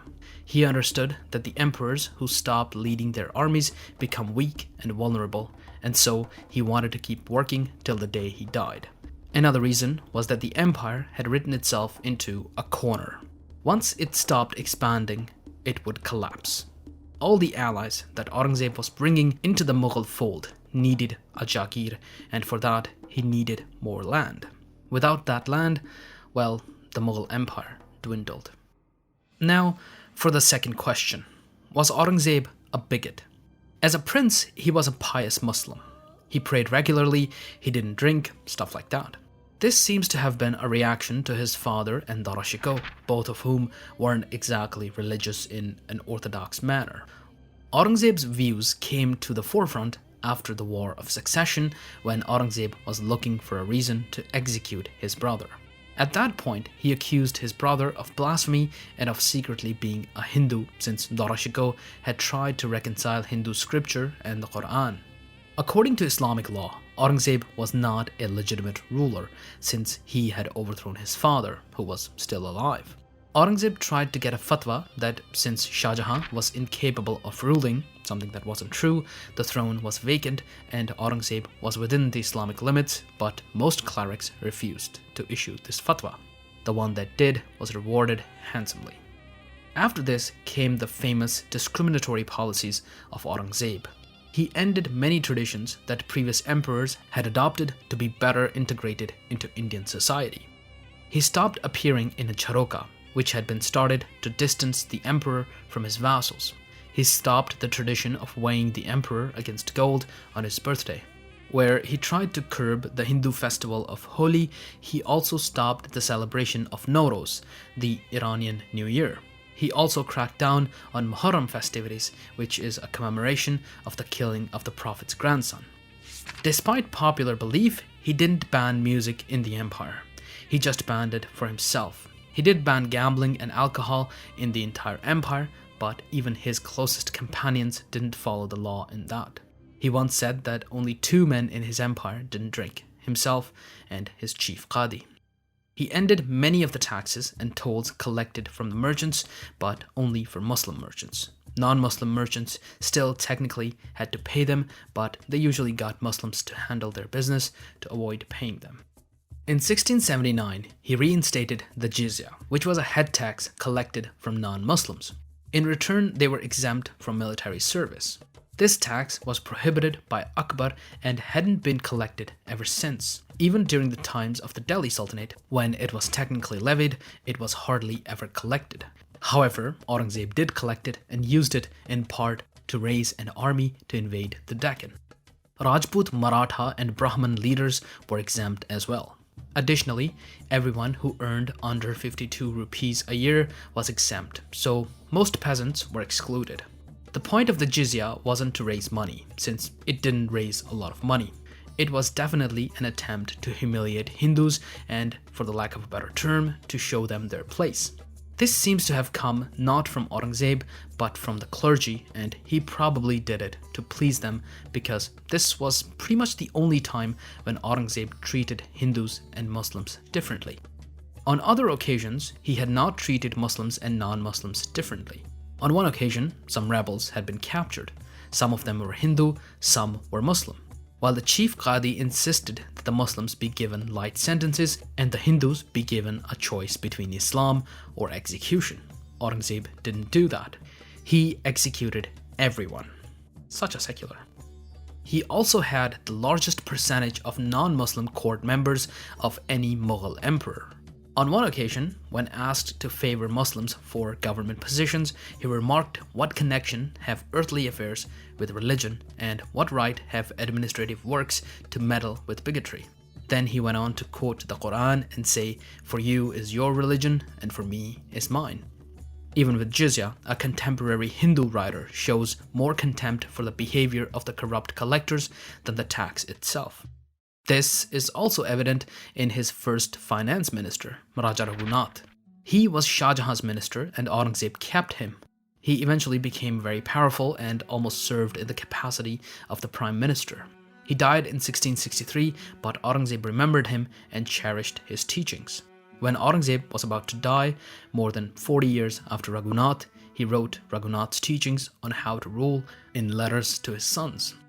Like previous emperors, Aurangzeb saw Hindu temples as being under his protection, and so he gave patronage to them and protected them. He even gave land grants to priests to build new temples. On one occasion, he even remarked on the beauty of a temple he visited. Temples that were associated with the enemies of the state were a different story. He destroyed temples that were built by the families that were revolting against him during the Rajput rebellion. He also destroyed a temple where the priests had given refuge to Shivaji when he escaped from the Mughal capital. Temples were built by Hindu rulers to legitimize themselves. So, to delegitimize them, their enemies often destroyed temples. Even Hindu rulers did that to other Hindu rulers. While it's certainly true that he moved the Mughal Empire away from some Hindu traditions and returned it a bit to what he considered its Islamic roots, it was by no means an attempt to Islamize India. Contemporary sources written by Hindus don't mention the autocratic bigot tyrant that people often imagine today. In fact, all Hindus weren't the same. Hinduism is an umbrella term for a bunch of religious traditions. For example, the Rajput and the Marathas would both be considered Hindu today, but they themselves didn't see anything in common between them. The Rajputs at the court of the Mughals showed a lot of contempt for the Marathas and considered them below their rank. Aurangzeb's beliefs, and for that matter, Dara Shikoh's beliefs, weren't all that unusual for their time. While this statement is obviously true for Aurangzeb, let me explain how it was true for Dara Shikoh. Muslims and Hindus didn't exactly stay separated from each other's religious traditions. Sufi Islam was frankly very close to a simpler version of Hinduism, where Hindus had sadhus, the Muslims had khwajas, and these weren't mutually exclusive. Muslims visited sadhus while Hindus visited khwajas. In fact, the father of Shivaji Bhonsle, the great Hindu warrior, was named Shahaji because his father, Maluji Bhonsle, used to visit the shrine of a Sufi saint named Shah Sharif to ask God for a son. He had two sons and named them both after the Sufi, Shahaji and Sharifji. The same was true for law. Hindus and other non-Muslims frequently visited Islamic courts for their personal matters. To reiterate, he did crack down on religious minorities, but that was almost always political. He only cracked down on groups that were becoming a threat to him politically, such as the fellow Muslim Bohras of Gujarat and the rather young community of the Sikhs. Now, I know that a lot of people will say that I conveniently didn't mention his oppression and war against the Sikhs. This is where he was, in my opinion, the most oppressive. I'm not mentioning that here because the story of the Sikhs deserves to be told in full, and I will make a separate video about Mughals and Sikhs, so I guess this discussion will continue in that video. Some other aspects of his incredible story are also to be told in separate videos, for instance, his relationship with the Europeans. So finally, did he destroy the Mughal Empire? Without a doubt, yes. He alone destroyed his dynasty and his empire. He was fully, completely responsible.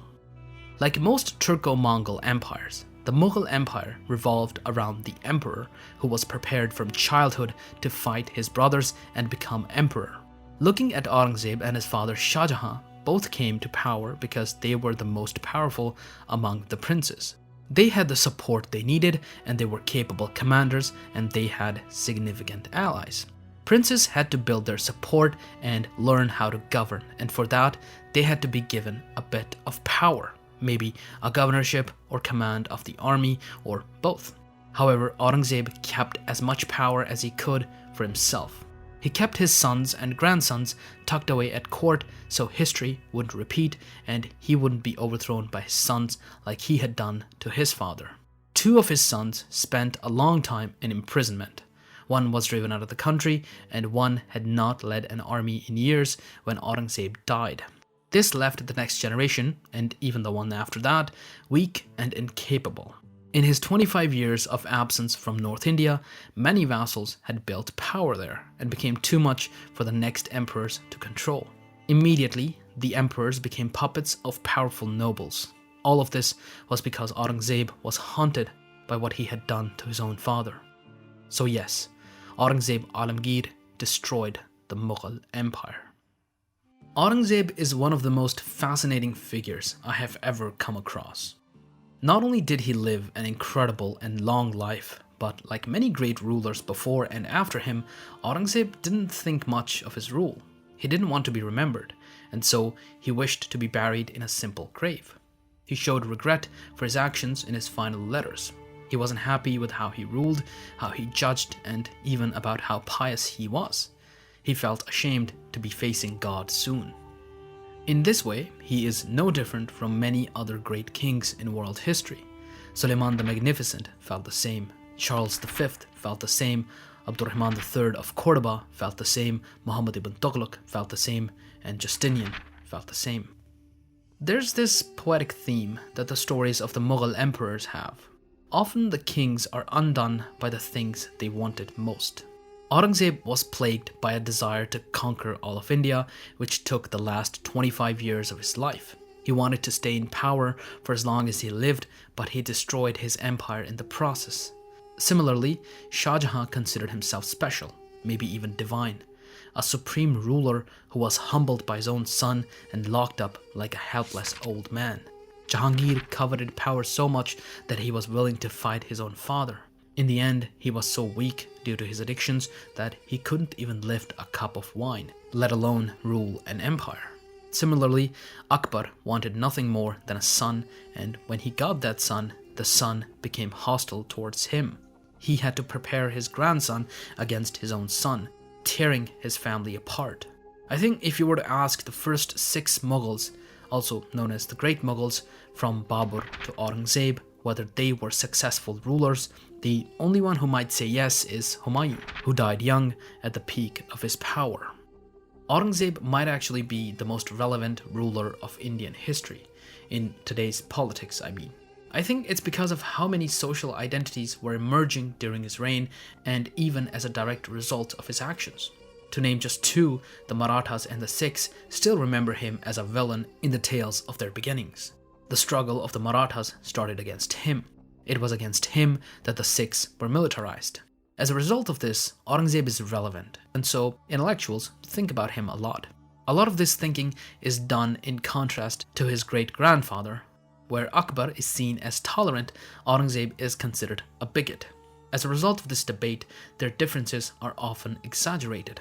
The same happens in the debate surrounding him and Dara Shikoh.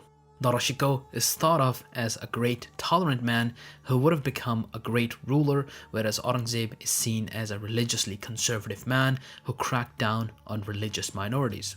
Though, at the time, the Hindus at the courts were divided in their support of Dara or Aurangzeb.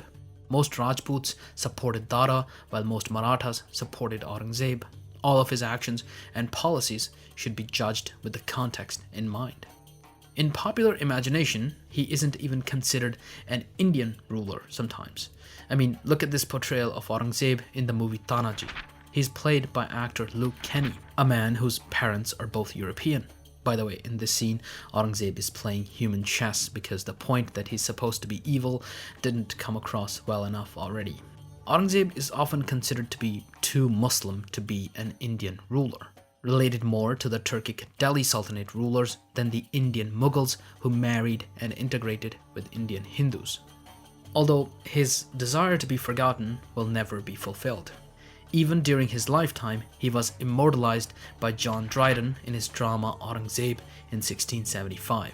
Whenever there is a question about Muslims and Hindus on the Indian subcontinent, Aurangzeb has to be mentioned. Some even go so far as to say that the partition of British India into the countries of Pakistan and India was set in stone on the day that Aurangzeb won over his brothers. He will always be the great antagonist of the story of the Sikh religion. So obviously his story is going to be told as long as these communities that formed in his time remain. His story is going to be told for at least as long as India remains.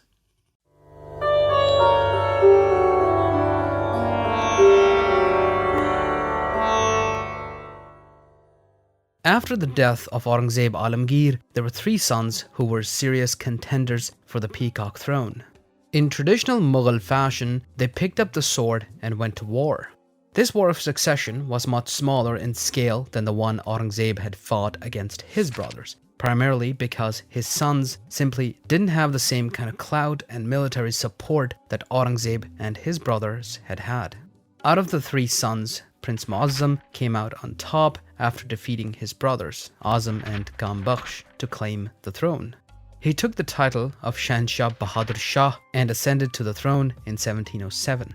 He is also known by the title of Shah Alam, the ruler of the world.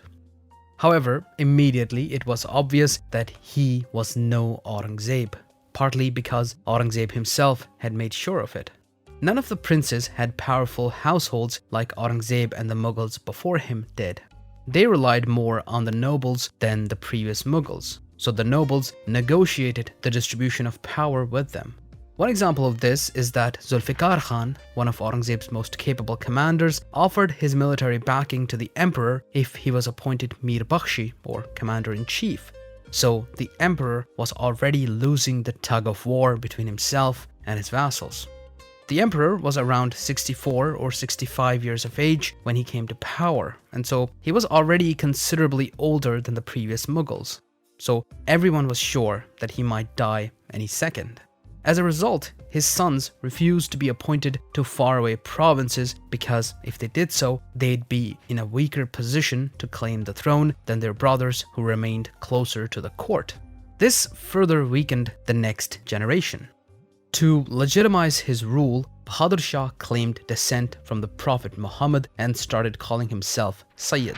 Apparently, his maternal grandfather was a Sayyid, according to some sources.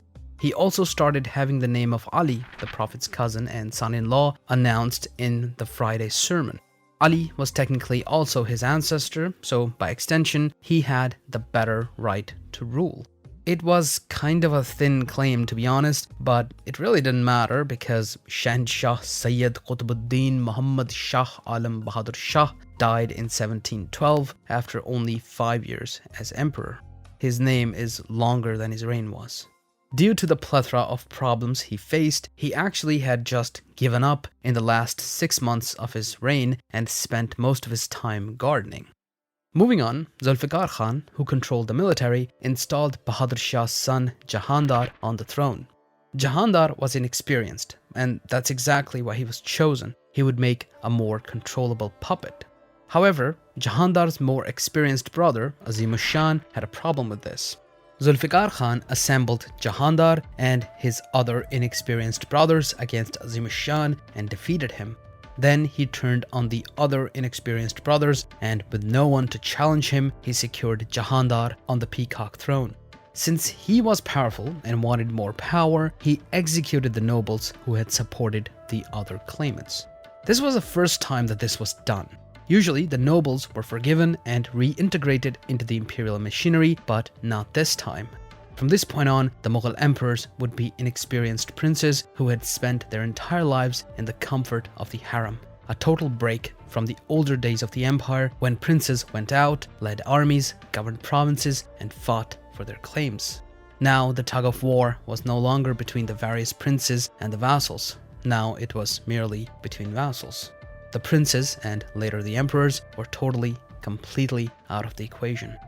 This became obvious when in 1712, the same year as Bahadur Shah's death and Jahandar's ascension, a rebel army from Bihar went up the Ganges River and attacked Agra. The army was led in the name of Farrukhsiyar, the son of the deceased Prince Azim-ush-Shan. However, the real power behind Farrukhsiyar were the Sayyid brothers, two Indian Muslims who were governors of Allahabad and Bihar. They had initially supported Azim-ush-Shan, but after his death, they supported his son. After taking Agra, Farrukhsiyar and the Sayyid brothers moved on Delhi, where due to instability, the imperial treasury was empty and so the army had not been paid in almost a year. The soldiers refused to fight without being paid. To pay them, Zulfikar Khan even ordered the gold from the palace's decorations to be stripped off, but that was simply not enough. The small and hastily assembled army was quickly defeated by Farrukhsiyar and Delhi was taken. Both Jahandar and Zulfikar Khan were executed. Farrukhsiyar was crowned as emperor, and the Sayyid brothers were put in two of the empire's highest positions, vizier and paymaster general. This coronation makes an important shift in the Mughal Empire. Up to this point, the largest percentage of the Mughal court was made up of Hindu Indians and Muslim Turco-Iranian Mongols. Indian Muslims made a very small portion of the court, but now, with the Sayyid brothers being Indian Muslims, this was changing. A power struggle ensued between the Muslims of Turkic, Iranian or Mongol descent and the Muslims of Indian descent. Things got so bad and violent that Sayyid Abdullah Khan, the vizier, had to travel around Delhi with an army of 4,000 guards. Farrukhsiyar was fully aware of his limited power and wanted to do whatever he could to get rid of the Sayyid brothers.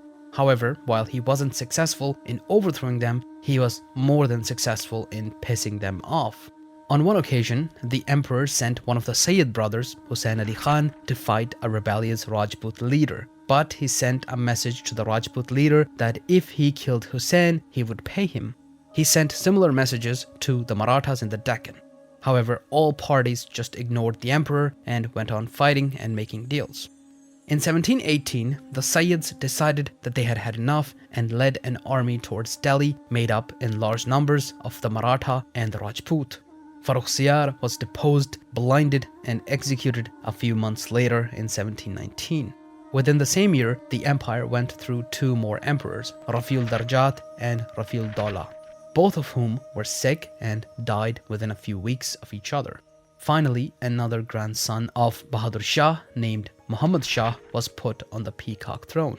He'd be the last Mughal emperor to sit on the peacock throne. Although he wasn't completely incapable, and he was actually a decent ruler, his first move was to find and exploit any weakness the Sayyid brothers had. He got the older Turco-Iranian Mongol elites to help him. The Turco-Iranian Mongol elites, you know what, let's just call them Khanzads as they were called back then. The Khanzads organized behind a leader who came to be known as Nizam al-Mulk. Nizam assassinated Sayyid Hussain Ali Khan and then defeated Sayyid Abdullah Khan when he led an army against them. By 1721, the Sayyid brothers were dead. The next year, Nizam al-Mulk was invited to Delhi and appointed vizier. Nizam al-Mulk was a loyal member of Aurangzeb's court and was still very loyal to the Mughals. He understood the problem that the empire was facing and proposed laws to fix them.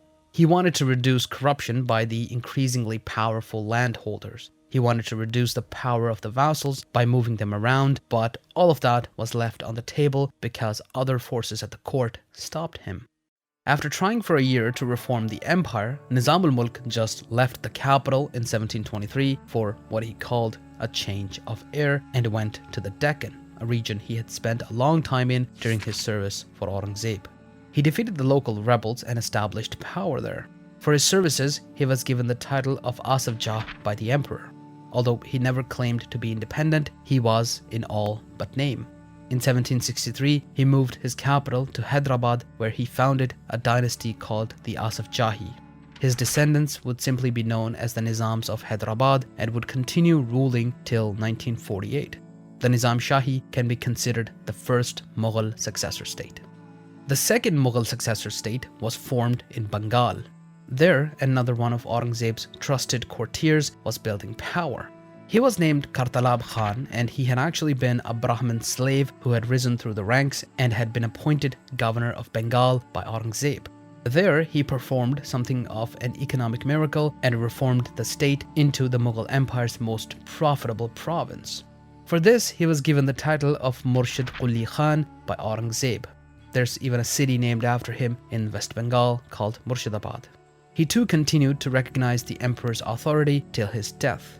His successor, unlike those of Nizam al-Mulk, did not recognize the emperor's authority though. Similar situations appeared in Awadh and Punjab, where local governors gained independence in all but name. Punjab was of special interest because it was the scene of a vigorous war between the Mughals and the increasingly militarizing Sikhs who fought valiantly against the oppressive Mughal governors there. The region around the former capital of Agra was taken over by the rebellious Jats, who began raiding and looting everything from towns to caravans.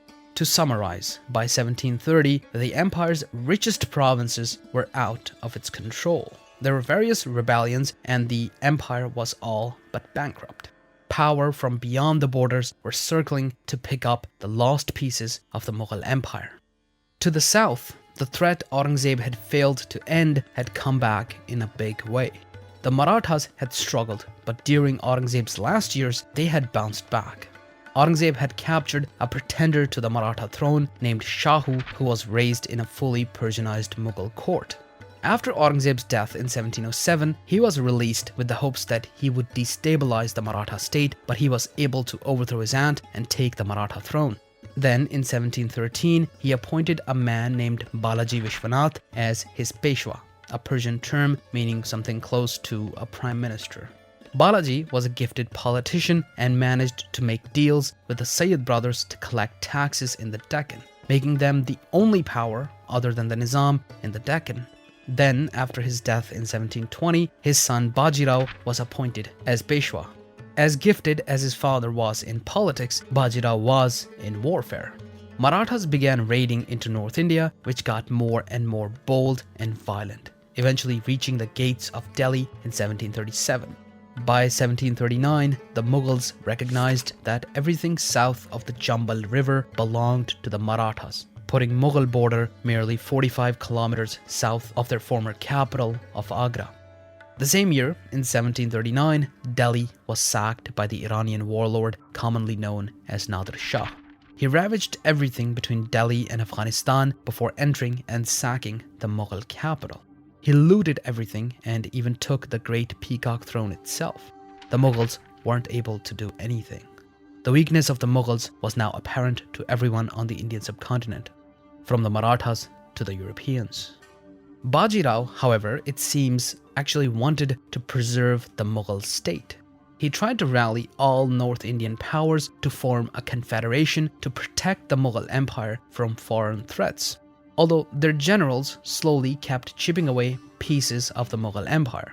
There were many reasons behind this, but the most important one was probably that the Marathas weren't an empire, they were a confederation.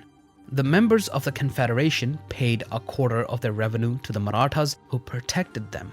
A nominal Mughal presence in North India would, I guess, at least save the Marathas some hassle of governing that region. A similar deal to the rest of the confederation members was extended to the Mughals, whose administrative machinery was used by the Marathas to collect taxes in former Mughal territories. By 1760, the Marathas controlled almost the entirety of North India, all the way to the borders of Afghanistan. This also brought them in conflict with Ahmad Shah Durrani, the ruler of Afghanistan. The Durranis were raiding Punjab regularly. The Marathas fought with them in one of India's largest battles at Panipat in 1761, which the Marathas lost. This kept them south of Punjab, which was now being controlled by tribes of the Sikhs known as Missals. They kept things together and eventually formed a great empire in Punjab. Whatever the case, from Aurangzeb's death in 1707 to Nadir Shah's sack of Delhi in 1739, the Mughal authority had deteriorated and was eventually limited to the walls of the Red Fort by the Marathas. The Mughals would never be able to exercise control in India ever again. However, even in 1857, the name of the Mughals summoned enough respect that the last Mughal emperor was selected as the head of the Great Indian Mutiny. For roughly the 120 years between the sack of Delhi and the fall of Delhi in the Great Indian Mutiny, the Mughal emperors were weak puppets. At this point, the story of India must be told through other perspectives. See you next time. Don't forget to subscribe and press the bell icon. On the screen right now, you can see the names and tiers of the patrons. You can join them by pledging $1 or more to support the channel. Thank you for watching.